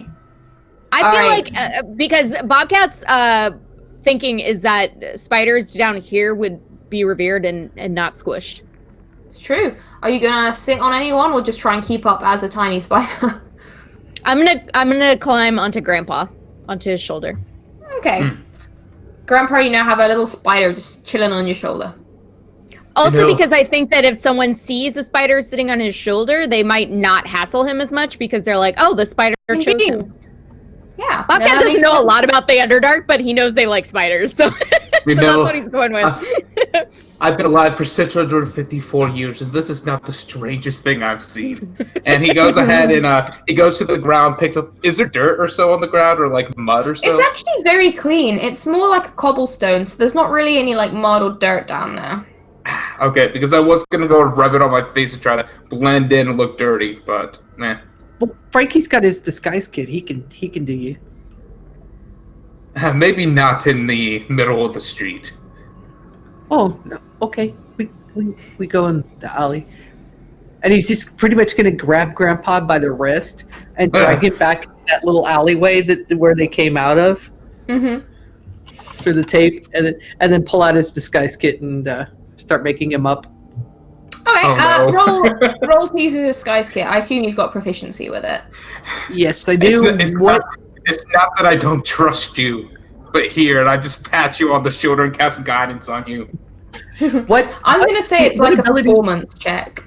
Performance Okay. with your proficiency in the disguise kit.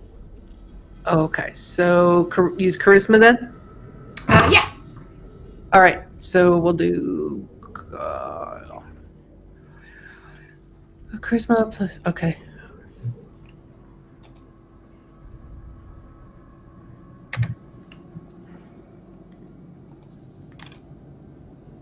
Oh, That natural is a 20. nat 20. All right, so you expertly doll up Grandpa Sharling to the point where he looks basically like a dark elf now. I mean, it with helps this that I'm kind of already slight an elf. iridescent purplish tint. Yeah, the ears are already useful. You've got a good base to work with. So yeah, between all of you, you are a very well disguised party. So as you make your way through the city, and the city is a bit of a stretch. It's more like a town-sized, a very large village or a medium-sized town. You see in the distance the spires of what you can only assume must be the disciples of Lolth off in the distance of the city. You stay off of the main roads, but you can see a lot of townsfolk just milling around, going about their day-to-day lives. You also see kind of contingents of, and they move in groups of 4. Individuals that look like dark elves, but in these purple and silver robes that move around in groups of 4. And when they pass by shops or houses, you see people avoiding them. You see people avoiding their gaze and just trying to stay out of their way. Does it look like the give them robes? space.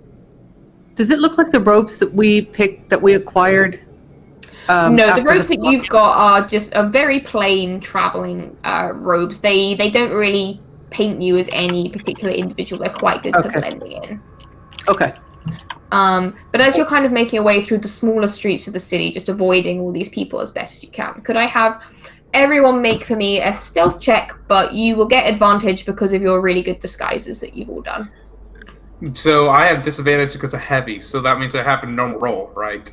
I'm going to say it's not like you're trying to be quiet, you're just trying to look like you belong, so I'm going to say you can still roll with advantage. Cool. I just rolled a 13 with advantage Okay. because because the good rolls have caught up with me and Mhm. karma's done. That is an 11, -2 for stealth. Okay, I'll see. But he's not here at the moment. Cleric, would you like to roll? Oh, wait, I guess you don't know what Bobcat's stats are. Let me see if Well, I can access their sheet. Let me see if I can access their. right, okay. Nope, I can't do it. Sorry. All right, that's fine. To be honest, I'm probably going to. I don't know if there's any of their stealth rolls from earlier, but as a party, you've got above average. Oh, actually, yeah, they're back. Birdie, could you roll a stealth check with advantage for me? Yes. If I can figure out one.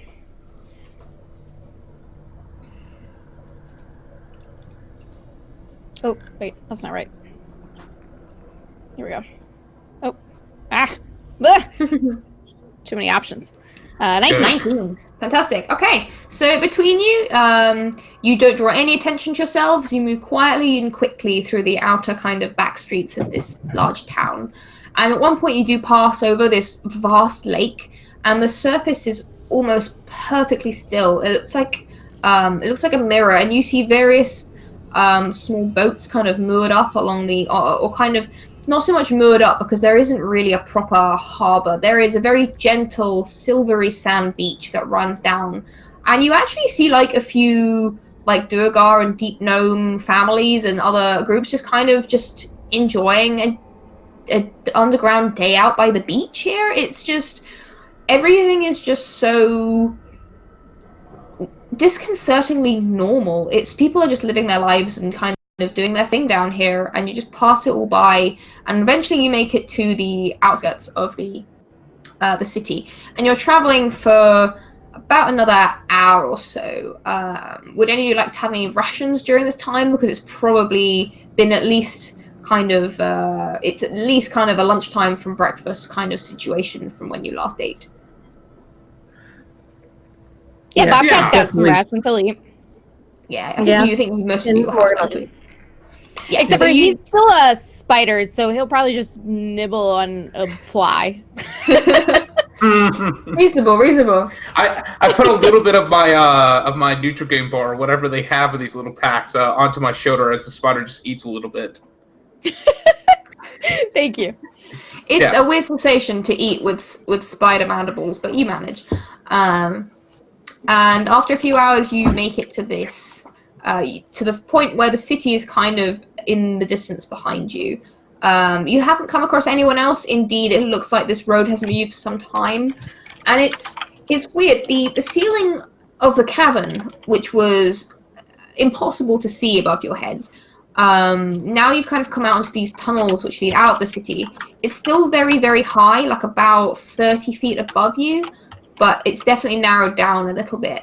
But the path as it stretches out, it's pretty wide. It's probably about 40, 50 feet wide.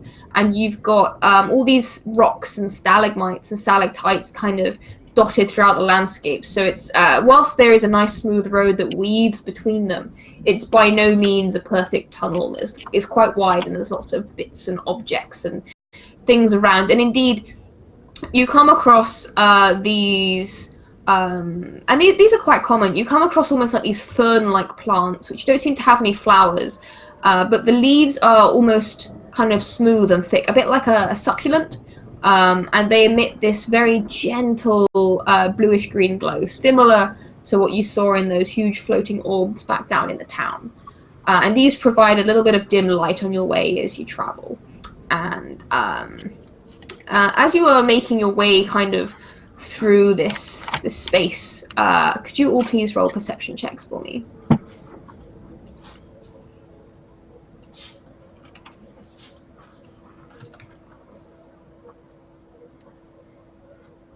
$10 for Frankie. 19. 14. 19. Okay. 7. All right. So Charling, you are looking around, and you also have dark vision, so that helps a little bit. It makes your eyesight a little bit keener.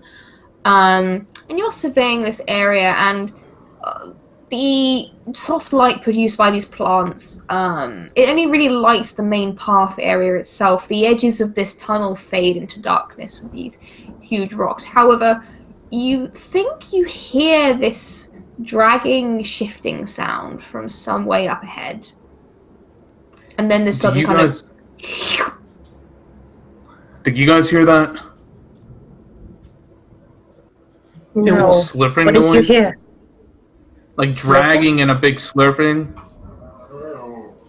Kind of like that. Sorry, my parents' dog is right behind me making noise now, so that didn't help. Yeah, No, I heard some, like, dragging noise. Well, we should be very aware. We don't need to get attacked on our way. But Yeah. maybe we should look and see what we can see. How close, how long have we been traveling? You've been traveling about an hour and a half at this point. So we're about in the place where he said the thing was. Pretty much, yeah. Maybe it's the thing. Do I see, like, any trade routes or, like, wheels or anything from, like, where carts were? Or any carts that are kind of just standing there? Make an investigation check for me. Oh, I'm great at those. 3... 7. You're kind of looking around. You don't find any sign of tracks or anything, and in fact, you're starting to think you might have gone the wrong way. Except you almost trip over all of a sudden this length of this dark bluish brownish wood, this splintered hunk of wood that's just been kind of thrown down, and you basically trip over it. You didn't see it till the last moment. Yeah, maybe someone else should be taking lead. I don't want to break another hip.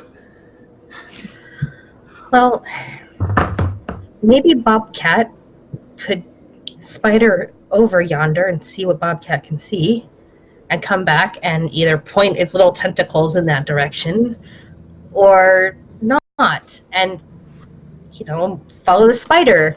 Because the spider is the least conspicuous thing we have. Your spider senses are tingling. And Frankie's going to find a place to hide. All right, could Waiting you to roll see what a pops stealth out. check to hide for me, Frankie? And then Bobcat, what are you gonna do? I will do as suggested. I will kind of rear up on my little legs and try to nod my spider head, and then head off that way. Okay, cool.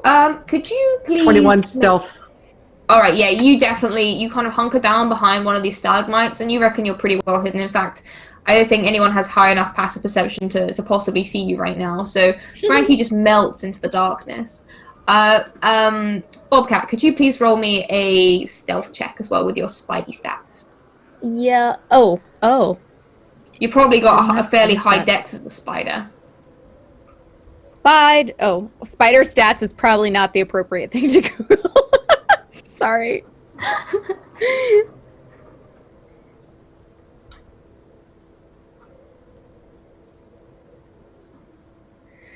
Okay. It's a +2. So, yeah. And stealth. And whoo. I got an 18. 18. Okay, you move pretty silently, which is unsurprising for a small spider, as you kind of skitter forward, and you are heading a little further ahead than the rest of the party, and then I'd like you to make a perception check for me. Okay. Perception check with spider. I love it. Yeah, but I know I keep some of my own stats. Yeah, I think you keep, you keep your intelligence, your wisdom, and something else. I can't remember. Yeah, Intelligence, that's what wisdom, and charisma. Yeah. Okay. Yeah, you. Got a 6. A 6.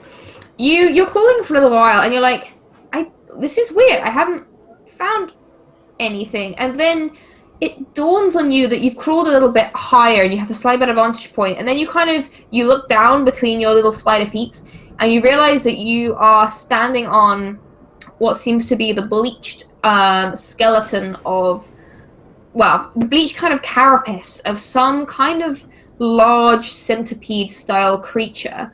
And like all of the exoskeleton, and you're kind of familiar with a lot of different insect species, and this essentially looks like a giant version of the centipedes that you would have back in Waterdeep. And the pieces of the carapace have all been completely stripped of any meat. They're all perfectly kind of dried out, and it's just kind of lying there. And as you're kind of crawling along this body, you see that it has these frayed ropes that were kind of tied around this harness at the front, and you realize this must have been some kind of equivalent of like a pack animal, but it has been completely stripped of any edible matter and desiccated and just kind of left in this dusty heap of exoskeleton pieces. Okay. I don't see anything else of significance, I would assume. Not with that perception check. Can I do, perhaps if I were to go climb around on the little skeleton or back down on the ground, can I do some investigating? Yeah, you can roll an investigation check for me. Okay. Can Frankie listen to see if he hears the sound that Grandpa had told? Yeah, you roll an if you could roll a perception check as well, please, Frankie.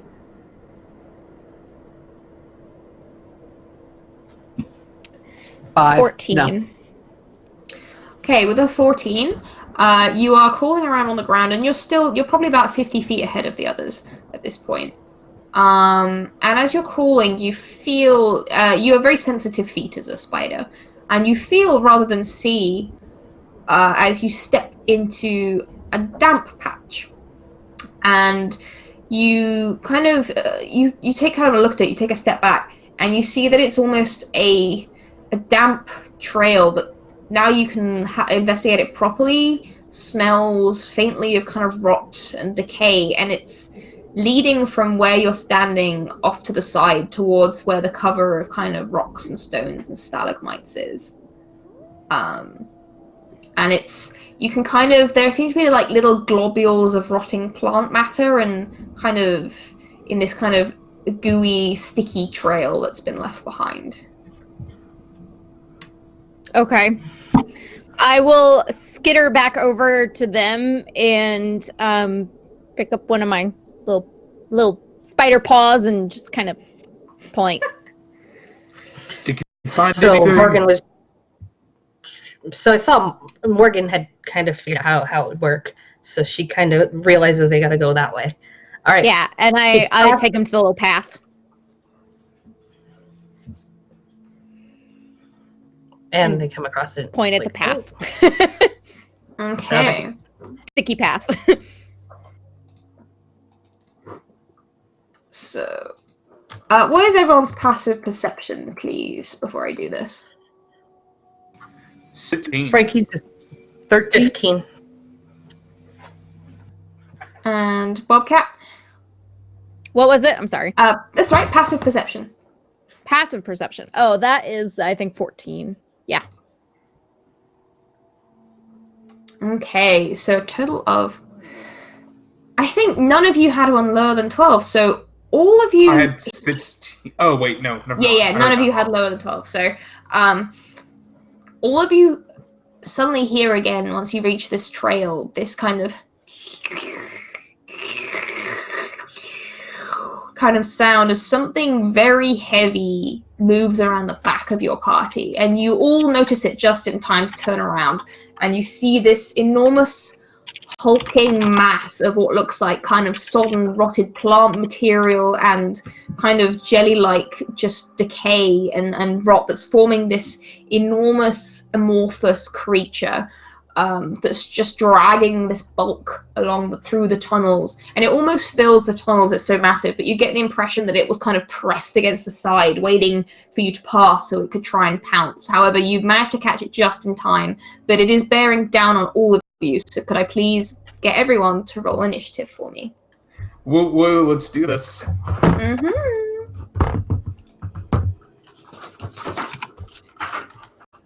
Where's my pen?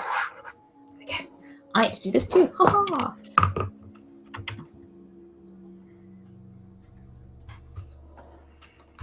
Did it not? I don't think it went. Let's try that again. All right, so Morgan has an 18. We have a 16 from both Frankie and from Grandpa. And is that a 13 from Bobcat? Good rolls, y'all. Yeah, y'all did good. Time to die. All right. Not yet. All right, Morgan, you see this huge mass that is many, many, many, many times your size. It's almost bearing over you like a tidal wave of just this. You can't really make out color because it's so dim in here. It just looks like dark, greenish, blackish gunge, and it smells terrible. It smells like rot. And as you can watch it kind of bearing over you, almost like a tidal wave, you see what looks like kind of some antenna and looks like centipede legs just kind of slowly dissolving inside it as it kind of coils over like it's about to just kind of splash down on all of you. What would Morgan like to do?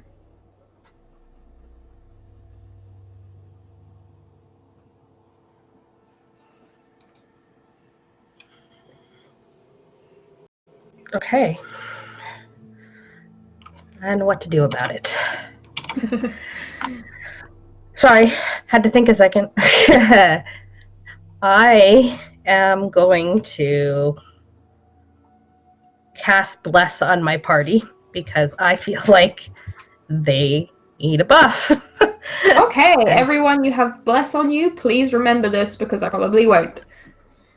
And so you have the target can roll a d4 whenever the target makes an attack, saving throw before the spell ends. So yeah, basically, there you guys go.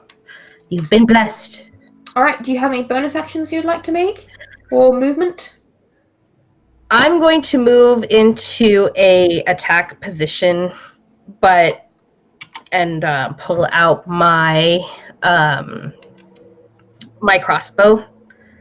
And so as soon as we get into the point where we're ready to attack, that I can fire the crossbow at the ooey gooey thing. Okay. Next up, Frankie, I assume you have a higher dex than Grandpa, being a rogue?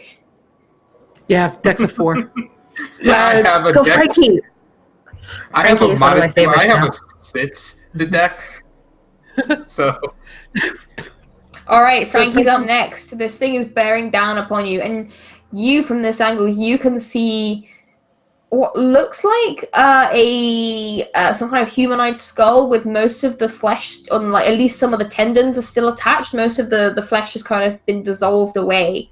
And it's got this really nasty, jello-y, moldy, fungusy kind of like smell and feel to it. Right. So, Frankie, does Frankie know what this is? Would Frankie know what this is? Would he have come across something like this before? Say in roll the a sewers nature of check for me, Waterdeep. just to see. Okay. Oh, sorry. I'm pretty sure I know what it is. I'm not sure that Frankie does.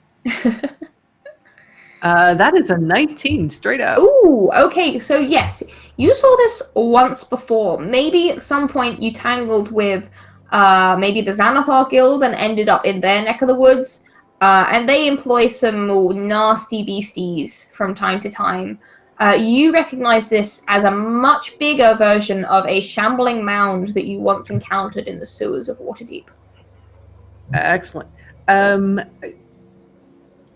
Do I have surprise on this thing? I doubt it. I don't think you have surprise on it because it is now basically engaging the party and you're kind of with that, but you would get your sneak attack damage. Okay, that's what I was going to ask if I had either some type of advantage or an ally within 5 feet. So Yeah, there is an ally. Alrighty. It's kind of moved up to it's moved up into melee range with the others. Okay, so first we're going to give him a bit of this. The short sword. That's a 16 to hit. Yes, that hits. All right, so 4 plus the sneak attack, so a total of 46. So that's 21 points of damage. 21 points of damage. Wow, rogues, man.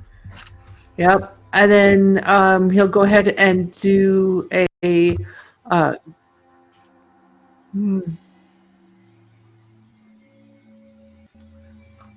trying to decide, does he want to hide? No, I think he's going to go ahead and attack this thing. So he'll do an offhand attack with a little bit of that. So we'll do that. That's a 15 to hit. You just hit it. All right. And 5 points of piercing.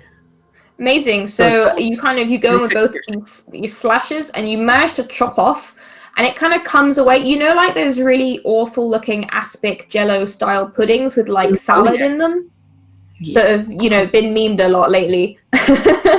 It basically comes away like that. This just hunk that splatters against the floor with all this plant and fungal matter that just kind of sprays outwards as it hits the floor. And it's pretty awful. But yeah, as you kind of cleave a big chunk off of this thing, Grandpa, it's up to you next.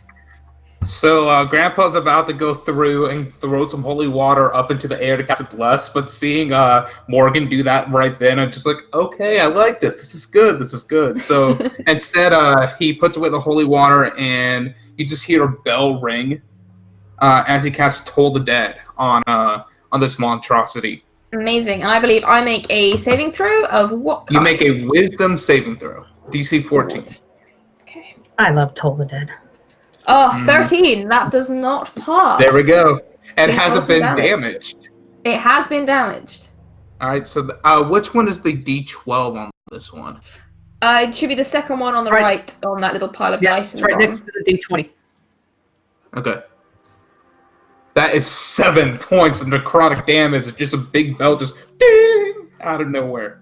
Yeah, you can feel the stones and like smaller like pebbles and stuff on the ground start to skitter with this sound as the vibration slowly kind of abates. And indeed, the vibration of this noise almost seemed to like shake bits of jelly off of this creature for a moment, as once again you kind of have managed to kind of slink it down a little bit.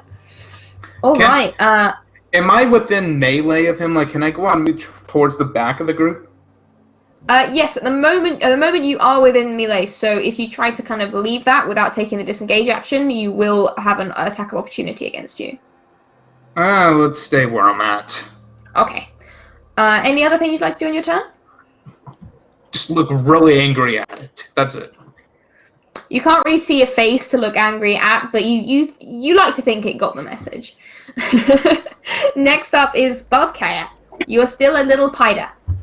I'm a little bitty spider, and I'm gonna little bitty skitter up to this thing, and I'm gonna bite him. This tiny spider, you come up to this wall of like aspic yellow and just try and bite it. Yeah. And I'm sorry, remind me, what was guidance? It's bonus D4. Sorry, my boss keeps texting me, so You're good. It is a 1d4 towards an ability check, but it only lasts for a Saves minute. and attacks. Blesses. got it. Yeah, this is bless. Bless Bless is saves and attacks. Bless. Yep. Yeah. Bless is a D4 to Don't forget saves your and bless. attacks. Hashtag bless. Okay. So you can add a d4 to your attack roll. Okay. Well, that is. I don't think I need it. I got a 22. No, you don't. That's definitely going to hit. Please roll damage on your little piter bite. Well, first, he's definitely going to take 1 piercing damage, and he must succeed on a DC 9 Constitution saving throw. Okay, let's have You a never look at know. it. And this is Constitution, yes? Yeah. Let me just find the right tab I keep closing it.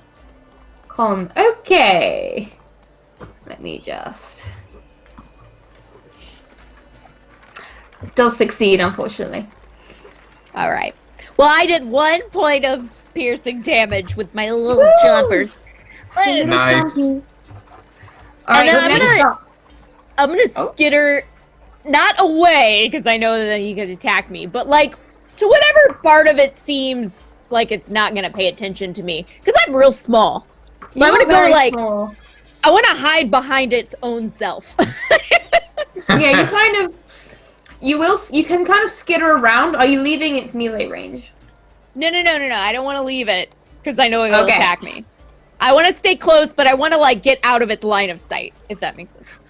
All right. Okay, so you skitter around again. You can't see any discernible face or eyes or sensing apparatus of any kind, so you're not sure. Okay. But it is now the Shambling Mound's turn. To I'm gonna start flatten myself. yeah. I'm gonna stick all my little legs up and go flat. So to start with, this huge, like, enormous, almost tidal wave of jello, there is this kind of rumble, and then a section of it just kind of bursts out with this huge kind of tree trunk thick, like, tendril that will smack outwards towards Grandpa Sharling. And... Oof. Okay. Does a 23 hit you?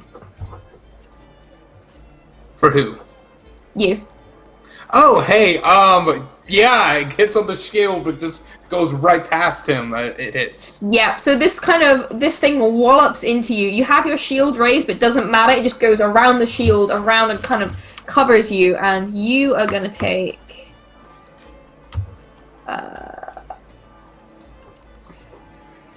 you take 9 bludgeoning damage as this thing Ooh. slams into you. And Okay. it starts to kind of pull around you and starts to like slowly drag you back into the main part of its body. And you are now engulfed by the Shambling Mound, and you've just been dragged back inside its body, and you're just kind of like fighting inside this massive piece of jello. But you are Nice. currently stuck inside of the blob. So this is what and- adventure feels like. this is what adventuring is like. Oh Next up, no. more. Oh, actually, you can do this twice. All right. And as it sucks, Sharling back into its huge body, another tendril just seems to like punch out of its body and just flails around, and we'll see who it hits. Actually, no, it's gonna be either Bobcat or Morgan because Frankie is. Frankie, are you still in melee range? Yep.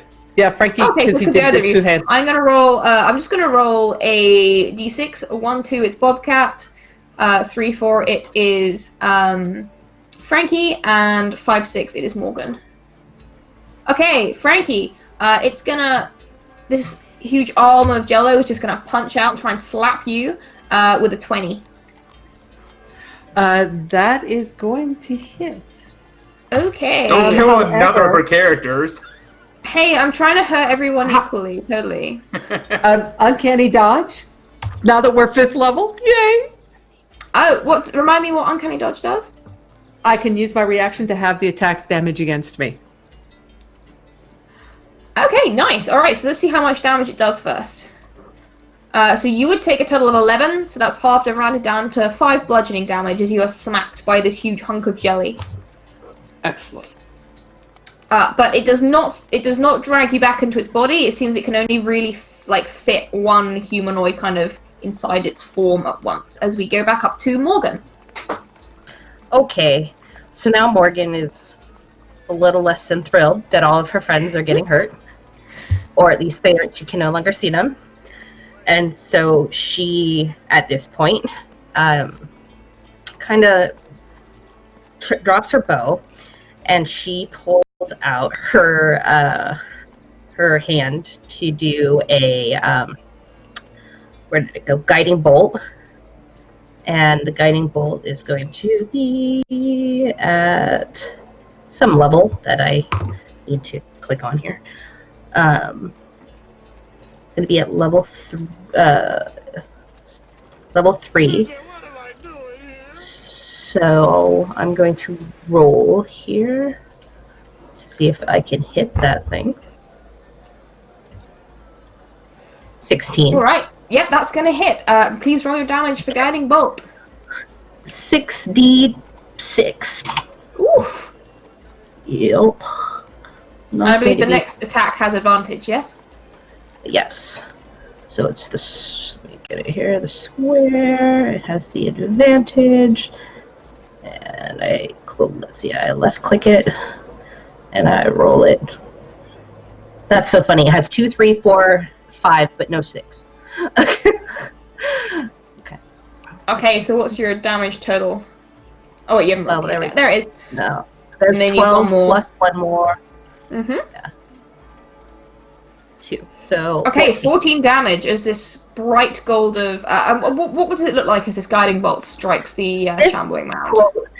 This gold gliding bolt looks like just a star shining. Like, it looks like a meteor kind of, or not, what do they call them? Comets. There we go. Comet. It just radiates out of her hands and goes and just hits this thing, and it's like a sparkle, like, sparkly things flying off of this thing. Amazing. And as those sparkles kind of start to land, they kind of stick into the sticky jelly-like body of this creature, and it becomes much easier to see for the next person to try and hit it. And that was 15 damage. Pretty good. All right, next up, Frankie. You just got slapped with a jelly hand. Yep, and now the thing is glittering, and Frankie is he's gonna hurt this thing. So we're gonna give it a bit of this. Oh, and I still have bless up, so D4. Yep. So that's a total of 17. That's gonna hit. Roll damage for me. And sneak attack.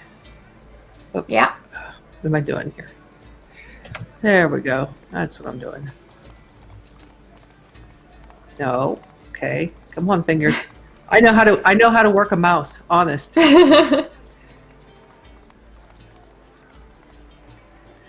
So that's 11 points of piercing.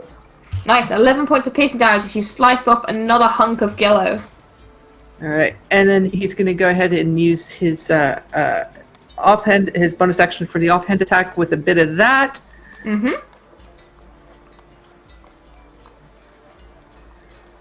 That's a 21 to hit. That's going to hit. With another 6 piercing. Excellent. So you're just kind of carving chunks of this thing off of the main body, left, right, and center. Grandpa I'll get you out of there, Morgan 2. Morgan 2, I'm coming for you, Morgan 2. So, Grandpa Shriling, you are currently stuck inside this creature. You will start your turn, please, by making a Constitution saving throw for me. Oh, great. Okay. Constitution is a +1. So let's see if that will help out any. 20. It certainly will. All right. So you manage to kind of...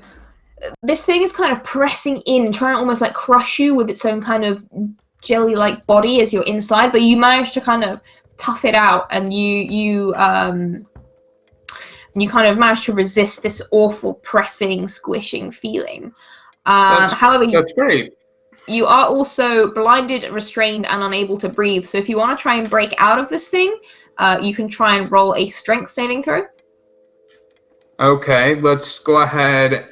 Well, question, is the actual creature around me? Or is it just goo that's on me? No, you are stuck inside the creature itself.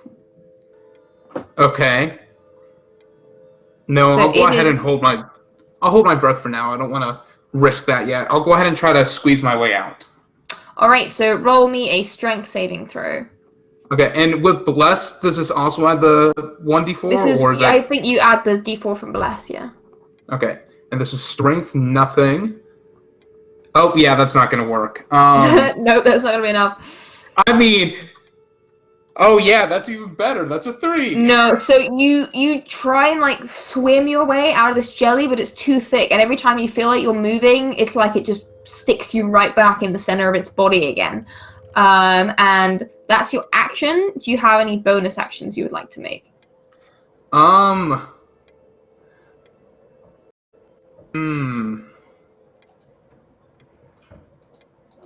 mean, as much as I want to heal myself up and everything like that, I also know once I start to talk and everything like that, I probably won't be able to have much air left. So I'm going to go ahead and I'll go ahead and end there. Okay, so I believe you can hold your breath for a number of minutes equal to your Constitution modifier. Okay. So you should be all right for like quite a few rounds. If a round is about 6 seconds, so if I cast something, much. If I cast something, I would be fine. Okay. But, right? There's kind of optional. So if you're casting something, you have to kind of speak, so you're letting out the breath that you're holding. So I'm gonna say you've basically got one cast in you, and then you'd have to get out or you'd start suffocating. I'll save it for now. I'll save it. Okay. Okay. Yeah. All right. So next up, Bobcat. You see as this fairly elderly elf is just trying to swim through this jelly to get out, and he's not. And you're still a little Piter, and you kind of manage to dodge around these flailing limbs of jelly. Yeah. I'm afraid to hurt it because I'll hurt him, so I'm gonna bite it again. All right, make a little attack roll for me, little spider. I will make a little attack roll, just a little one. That got a 23. Yep, that's gonna hit. Please roll some damage. I don't have to. He's gonna take one. Just does one little damage. Point of piercing damage, and then he's got to make a DC 9 Constitution saving throw. Okay. Don't worry, y'all. In about 82 turns, it failed. What happens? Yay! He failed. I get to roll 2d4. Ugh. He takes 5 poison damage. Nice, and That's surprisingly, this thing is not immune to poison damage. Is it kind of you see the toxins? You kind of see this purplish venom just permeate into the jelly, and it recoils a little bit from you. It's like, ow. Yeah, and I immediately run to the other side, hoping he doesn't notice, and flatten. All right. So next up, it is the Barb's turn. So it's been taking damage kind of left, right, and center. So it's going to flail out with one of these long jelly arms. And once again, I'm going to do the same as before. Bobcat, this time it is going to catch you. And it's going to swing at you for... I'm a dead spider. 20, unnatural 20. Oh, no. So that's going to hit. Yeah, it is. Yeah. And you take 9 bludgeoning damage. I am no longer a spider. So the rest of you all see this huge kind of arm of like gelatinous matter just go flam down on top of this tiny spider, and then poof as Bobcat reappears out of where the spider was, covered in like jelly and kind of slime. If I remember correctly, Bobcat has to take the remainder of the damage, right? Yes, so any kind of runoff from that 9 you would take. However, it does not draw you back in because it's already got a body in its space. However, it is going to strike out with the tentacle again. And it's going to hit you again. As it kind of reels back, and then it's going to go for another slam right on top of you, Bobcat. Now you've transformed. What am I saying? That's not that, it's that. And this time it's only a 10 to hit, so I'm going to assume... It misses. That doesn't. So it was that doesn't hit me. So it's as if it was assuming it was going to hit the little spider again, but you've changed size and shape a lot, and it manages to miss you. Back up to the top with Morgan. Okay, so at this point, she's seen her friend get squished. The other friend is stuck inside the thing, and she is officially getting mad.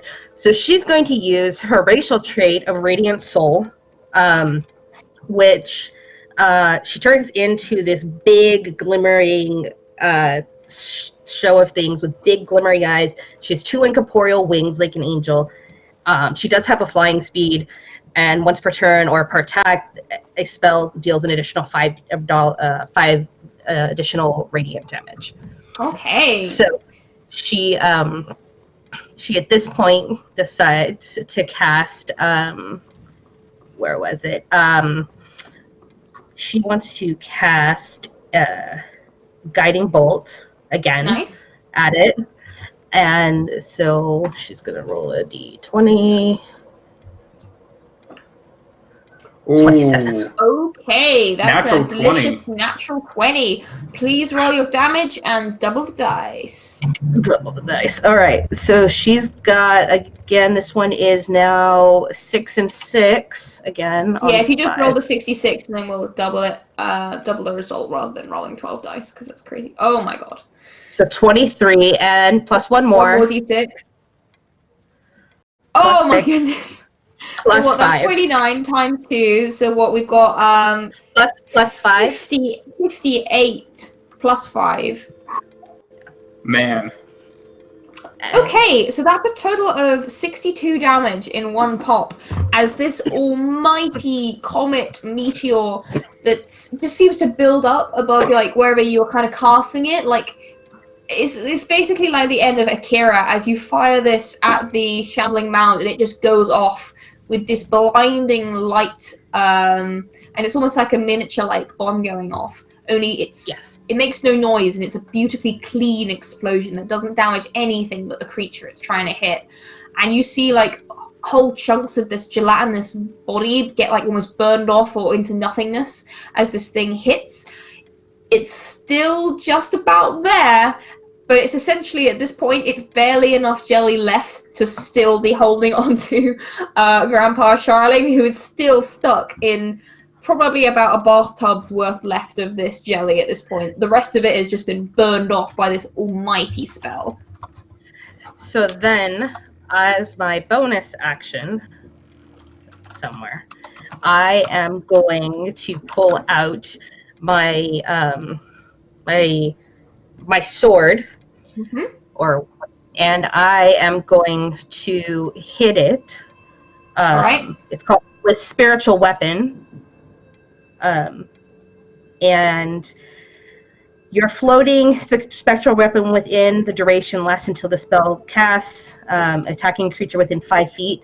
On hit, the target takes force damage equal to 1/8 plus casting spell modifier. Okay, So- and just double check because I haven't played a cleric much. You can cast and hit with your spiritual weapon in the same bonus action, right? It says it's- attack.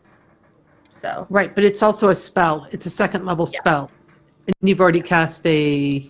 Okay, yeah. So you'd only be able to do it if it was a bonus action spell.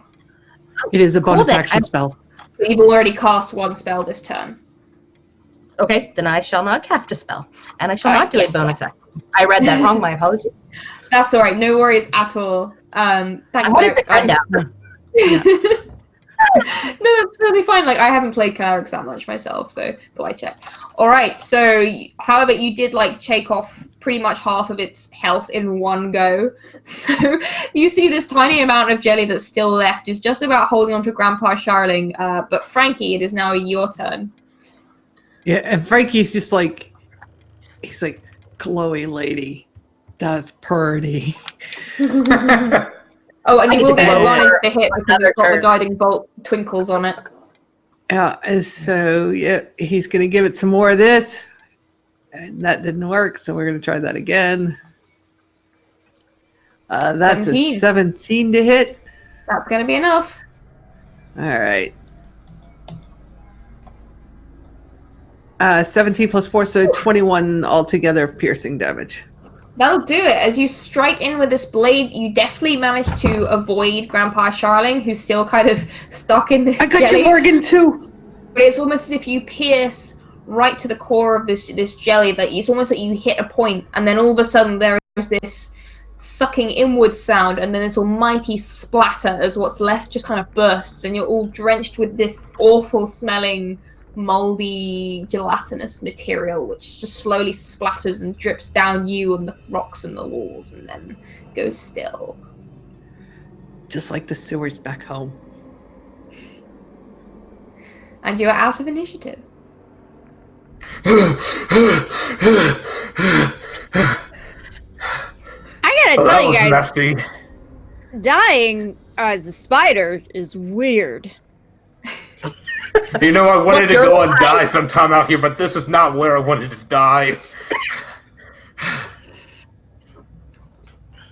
I would what? like to loot the mound.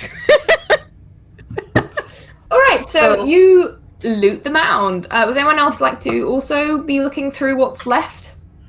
Yeah, Sure. Yeah. Frankie's Morgan is definitely just poking through it. working All right, things. if you could all please roll investigation checks. Okay. 23. Ooh. 6. 19.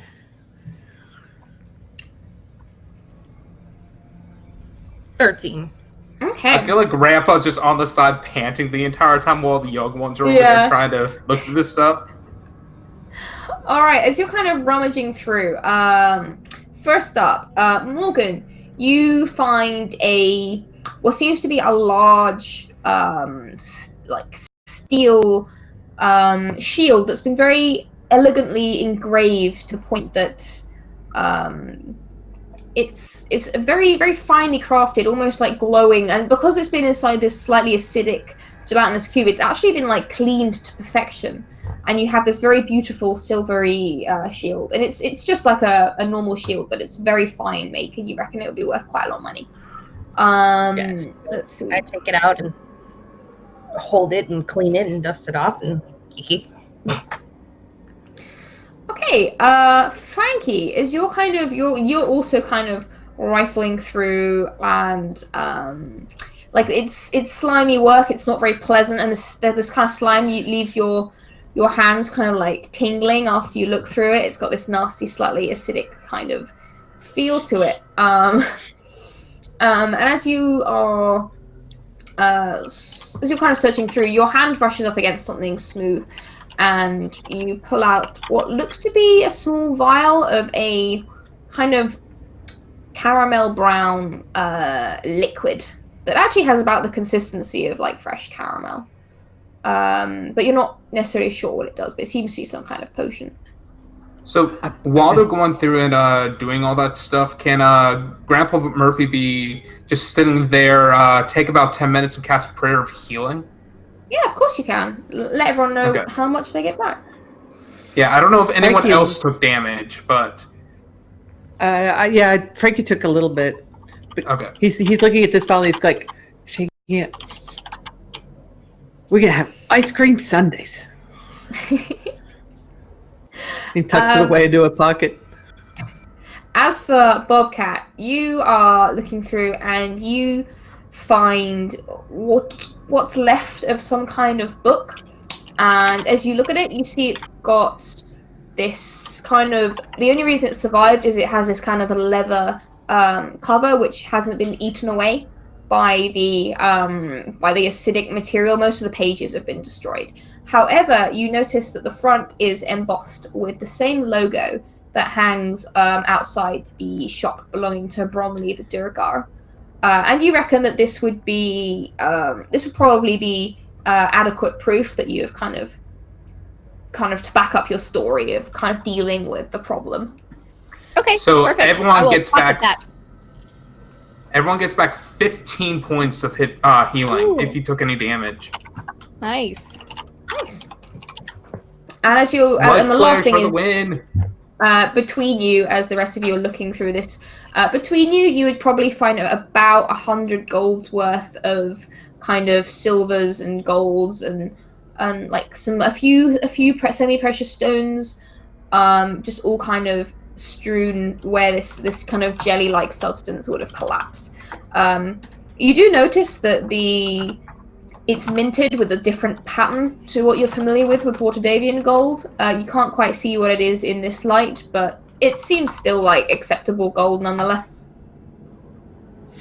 Okay. Cool. So if Frankie is okay with it, I would like to. Well, I don't know why Frankie wouldn't be okay with it. I'm gonna give up my portion of the gold to split between the three of them, or the gold and gems and stuff, because I was just a baby spider and didn't do that much. See, we already got from the last one with the big snake lady. Yeah. We got and we can split it up between the two of them. But Bobcat, thank you so much. you did so much there biting into the goo. Like, you did so much there. Being a spider, honestly, it felt good. I'm not gonna lie, it felt good. You do have about the worst taste in your mouth that you could possibly imagine right now, though, Bobcat. It's pretty awful. I'm gonna get some of that ale when we get back. Actually, we brought a gal. Can I have some of that ale, Frankie? Yeah, you brought a gallon of ale with you. Yeah. That's right. Uh-oh. Well, okay, it's fine. I'll get some when we get back. I see that jug looks a little light. I will at least take a swig of water. Yeah. Oops. That's okay. I'll take a swig of water, spit it out, and then grab some ale to clean out my mouth when we get back. Sounds about right. Alright, so with the shambling mound destroyed, would the four of you like to start making your way back into the town? Yes. Sure. Yep. I am once again going to B-shape into spider. Okay. Crawl back up on my perch. Yep. Alright, so after the battle with the shambling mound, Grandpa Sharling's expertly done drow makeup was definitely kind of slimed off by the kind of very liquidy body of the beast. No. So redo that. Yep, if you'd like to make another charisma and disguise kit roll to try and disguise Grandpa Sharling again. You just did such a good job last time, and I'm just patting you on the shoulder, casting guidance on you again. You did so good. You can do it. You can do it. Again, with the guidance, that brings you to a total of 26. Once again, you have a perfect drow specimen. Slightly elderly, but nonetheless a fantastic drow in front of you. And you start to make your way back through the town. As you reach the outskirts and start to pick your way carefully through the less used roads, could I please get everyone to roll a stealth check once again with advantage? Because you're all very well disguised and have done a good job.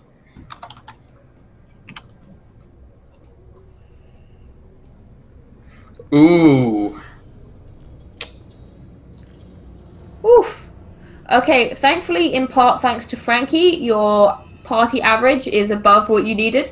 At one point, Grandpa Sharling, you almost kind of like trip over a stray cobblestone and are about to kind of like fall over, trying to like almost like wipe your makeup off, but Frankie manages to catch you before you do so. I just didn't see that there, my goodness.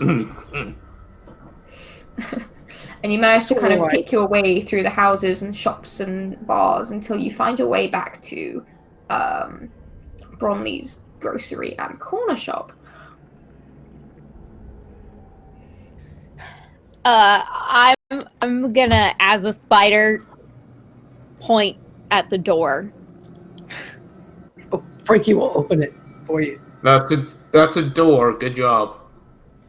All right. And then once here's the thing. Bobcat really, really wants this dark dwarf to see him wild shape. So he waits until he's inside fully and like in view of the dwarf, and then he'll turn back just into before Frankie that closes happens, the door and rings the doorbell. just before you do that, could everyone please roll a perception check for me? Oh no.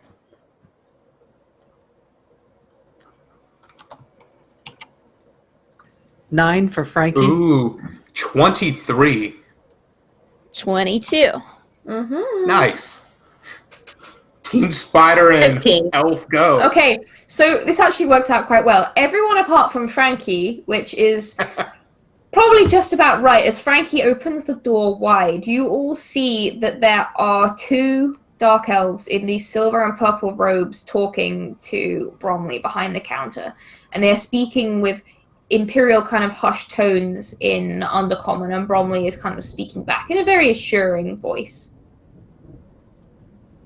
Gonna crawl down the elf and then under a cabinet.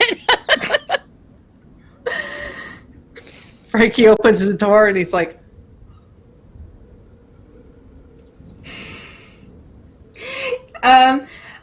Frankie, roll stealth check for me.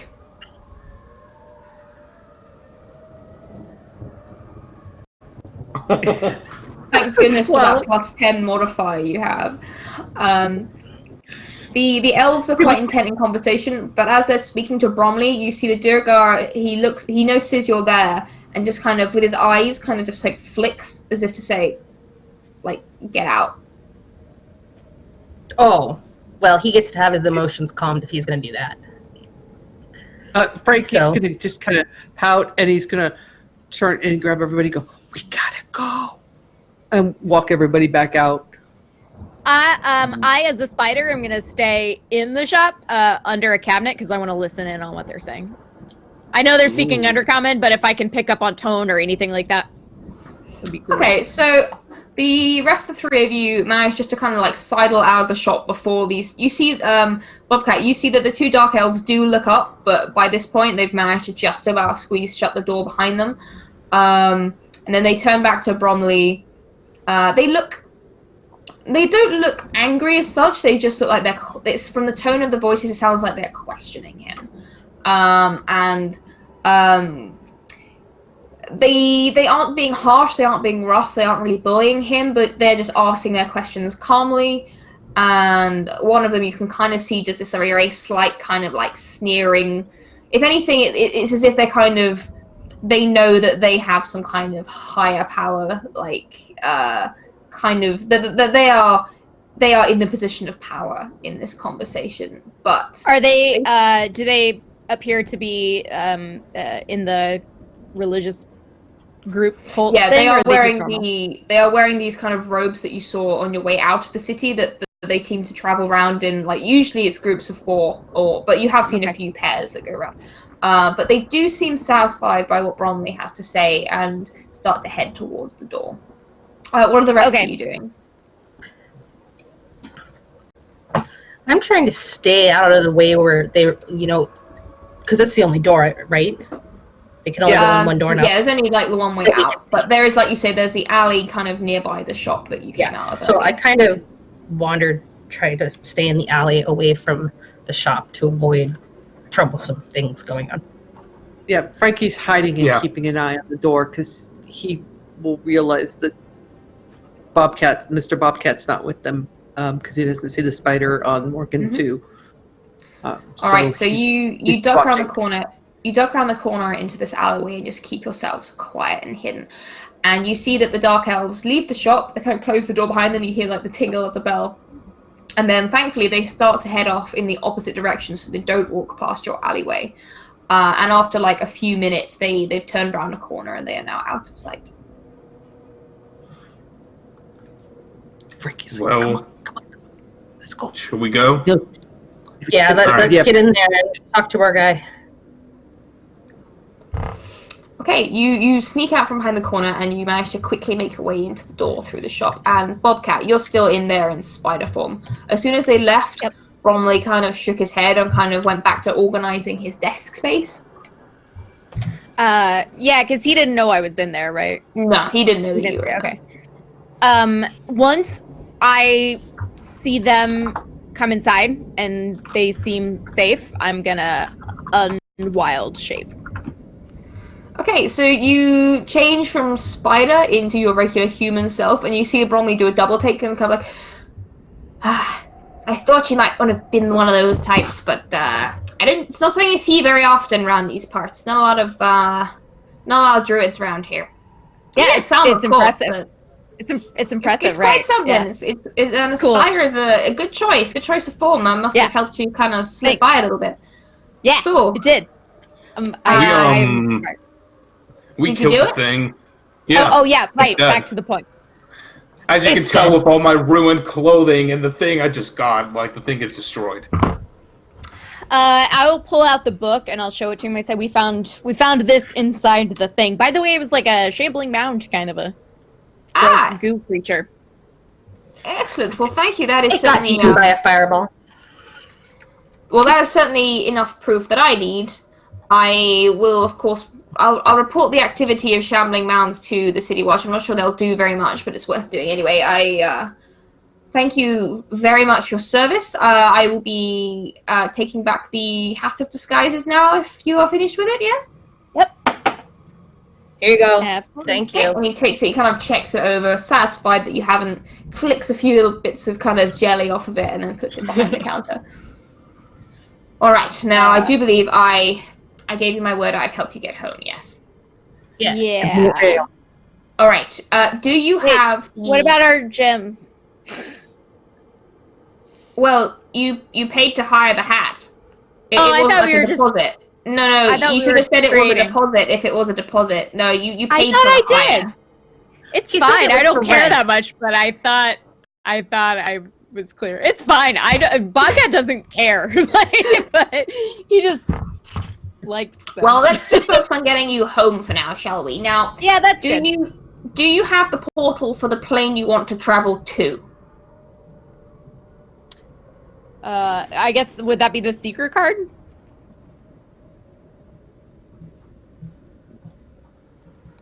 Yes. All right. Well, you're going to have to just procure it. Hold on while I just go and get the equipment we're going to need. And he hops into the other room. And there's a bit more rummaging around you here, and you hear like a click as if he's opening some kind of like actual like safe box for something a little bit more precious. And then he comes out with what looks like kind of a bit like a bracer, but it kind of comes out a little bit from the arm. It's a bit like, and he kind of demonstrates that you slap it onto your arm, and you have this bit that comes out where you could fit the object into, whether it's a disc or a card. It says, if you put this on your arm, and I see you also happen to have some kind of cursed bangle on your other hand, so I won't put it on that arm. Okay, if I put that on, will it come off? I promise you this object is not cursed in any way. You can remove it at any point at any time. Okay, cool. It's It's a real concern of mine. So all you need to do is place the object kind of in this, and he kind of shows you there is an indent in this bracer where you can place. Well, the cards actually will fit fairly happily in this thing.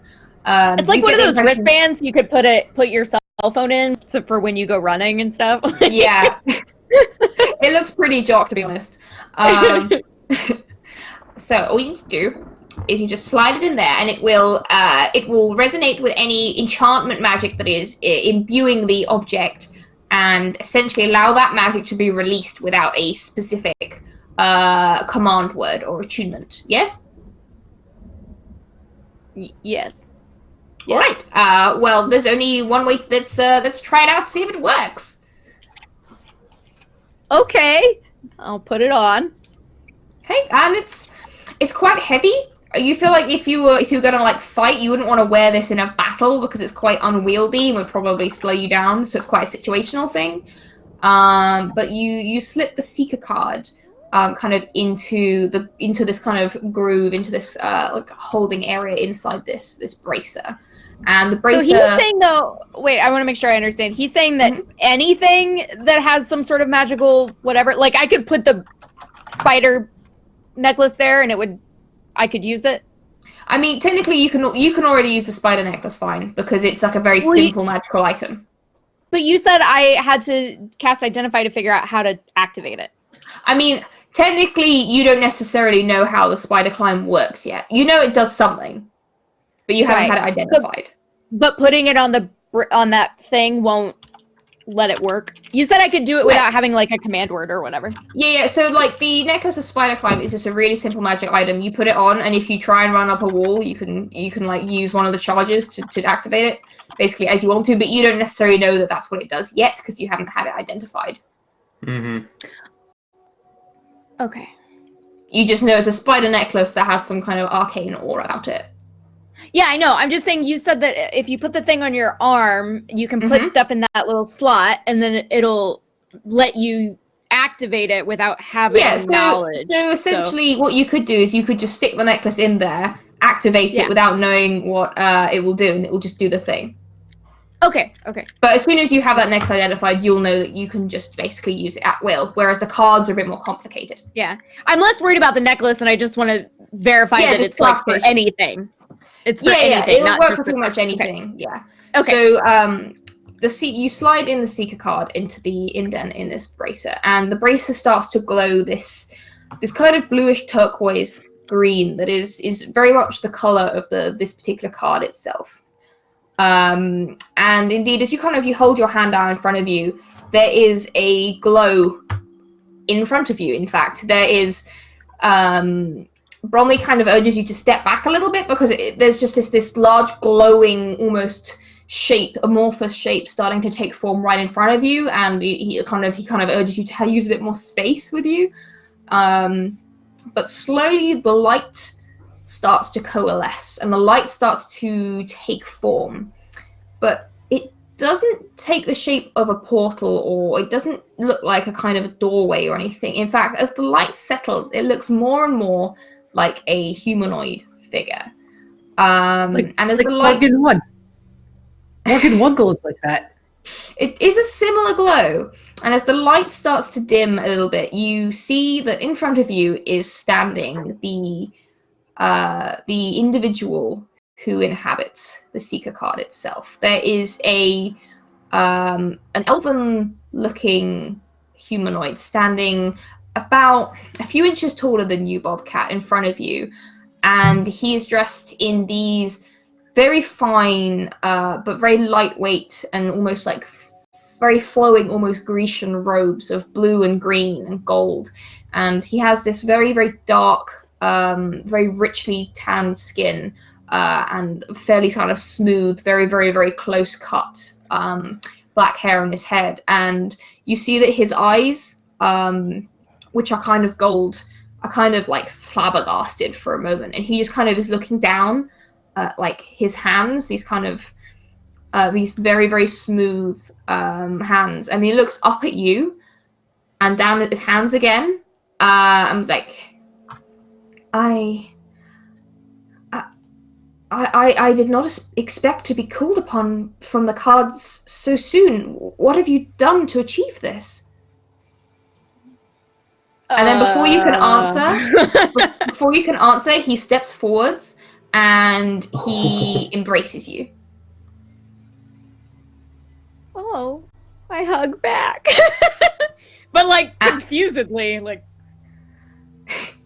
you just hear this very calming, very androgynous voice as he says,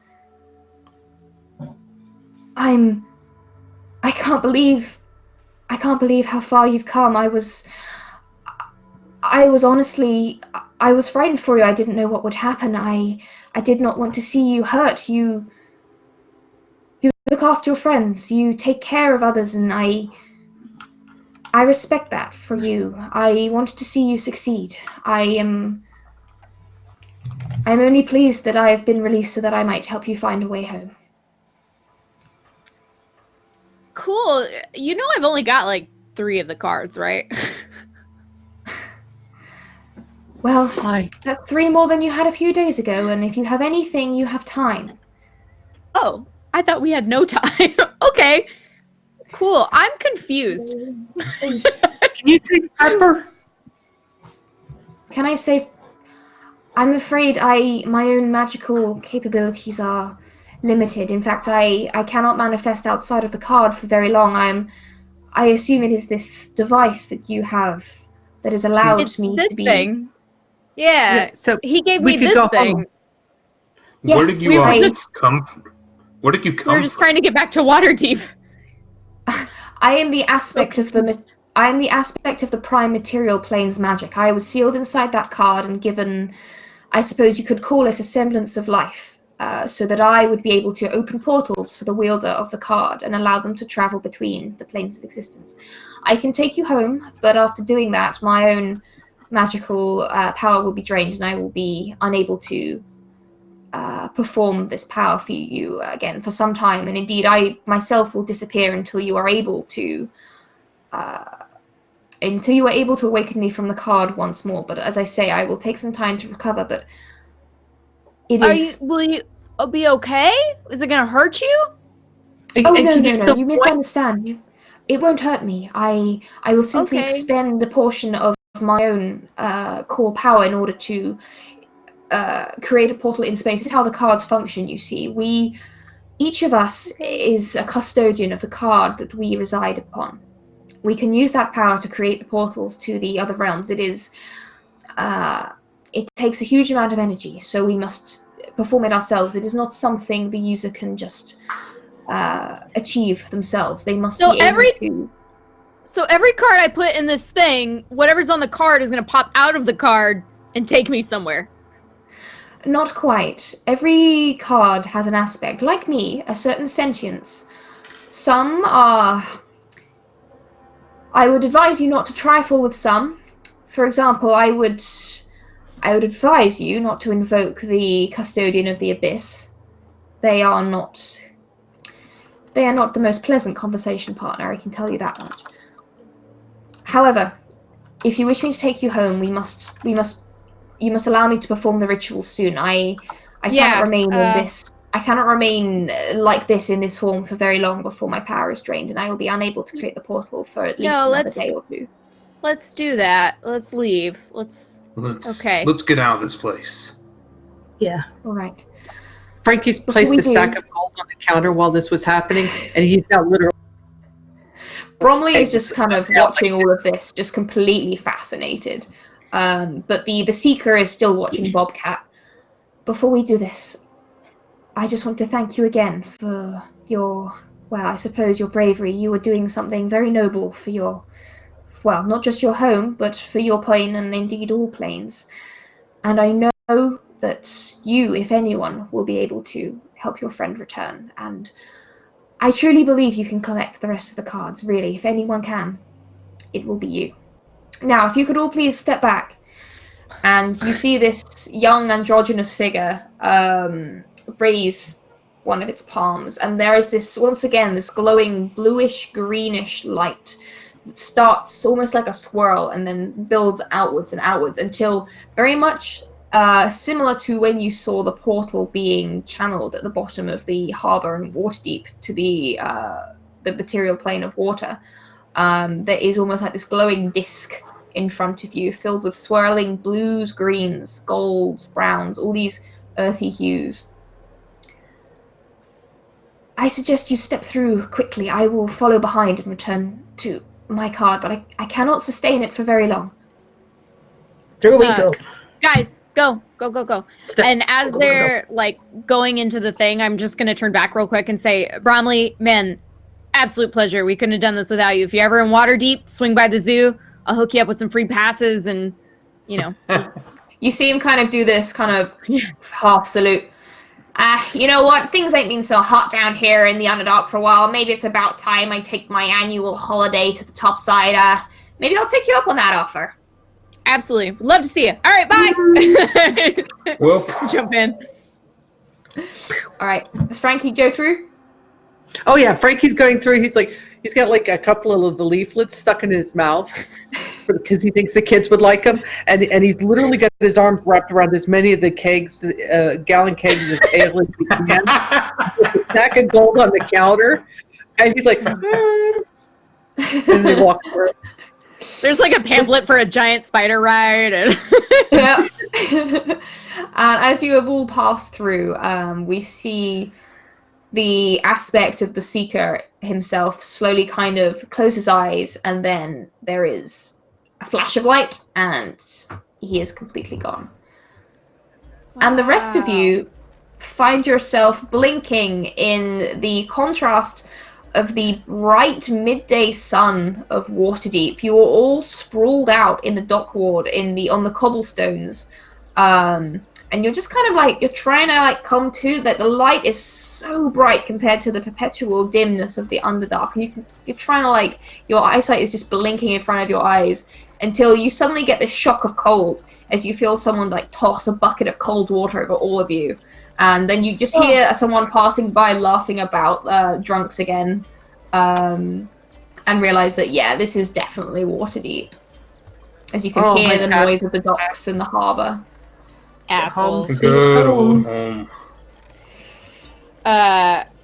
He washed all that stuff off. It did. Well- I'm gonna destroy water so that we're not all soaking wet. Prestidigitate. So you're all clean and dry, you've come to your senses in a Waterdeep, and you have managed to find your way home, and you have brought the Card of the Abyss with you. And with that, I think that's going to do us for this evening. Grandpa is just like, yeah, see you guys later. I'm gonna go see Grandma. And he just starts running off. He starts toddling off. Yeah. Venturing is I want this never again. This is not the super life fun. for me. And there we have it. You've made your way Wow. back from the Underdark, and you survived. And maybe made some did. friends along the way. Hey. I don't even think we got. I mean, I kind of died, but not really. So I feel like we did all right. I mean, you did fine. Not You did 20 fine. on an advantage plus 5. I'm not gonna lie, I got kind of scared whenever that goo kind of attacked me. Yeah, it and wouldn't have been everything. that long before you I- started drowning, but we got Yeah. there in the end.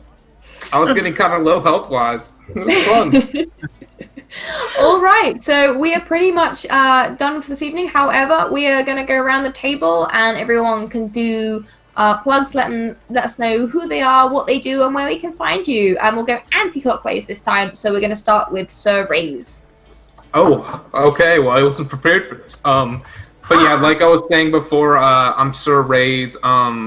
Anywhere where you see Sir_Raze, that's usually me. I'm on Twitter. I've done some YouTube stuff. I'm eventually gonna go on and start streaming again. Planning on streaming Skyrim, streaming just other stuff because I just updated my computer before I left to go ahead and visit my family. So expect some stuff on there. I'm a big RPG and Skyrim watcher as well, so a lot of the Skyrim streamers and everything, I'm usually around, so if you check any of them out, be sure to say hi. And I'll be sure to be in chat and not be a lurker as much, and that's to say hi to you guys every once in a while. Okay, next up is M-Charm. Oh, I really can't read it from here. It's our wonderful you cleric, Morgan. Hi, everybody. Thank you very much for letting me join and hang out with you guys. I am mostly on Twitter. That's where I am. If it's mcharm21 or some version of it, it's usually me. I am on Scraticus occasionally, and I have another show coming up with this channel for the next 2 weeks. So it'll be kind of fun. And it was really great to play with all of you and good to hang out with you, Tally. And I totally, completely adore Frankie. I mean, so Yeah. thank you so much. Frankie's my I new will say- favorite. I was so great John DMing and everything. It was a fantastic session, so Thank you very very good much. job. I'm pleased you had a good time. Okay, Cleric of Cord. Unmute because I can do that. Hi, I'm Kat. I am at Cleric of Cord, and I play games on the internet, mostly TTRPGs. TTRPG.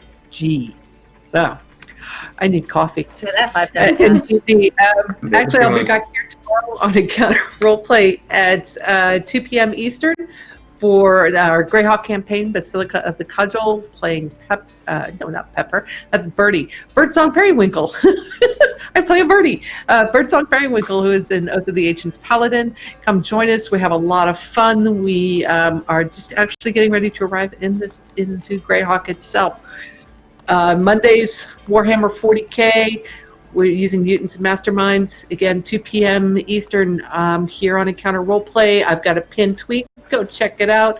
lots of stuff. I'm here and there and everywhere. Stop by and say hi. Guys, go follow our guests. They are wonderful. Go follow the birdie. Go follow Talanair. Check out her art. Beautiful, beautiful stuff. And then go check out the Discord and maybe sign up for a game and come play with us. Yeah. Okay, the Birdiesaurus. Hey guys, I'm Birdie, aka the Birdiesaurus, and I also play games on the internet.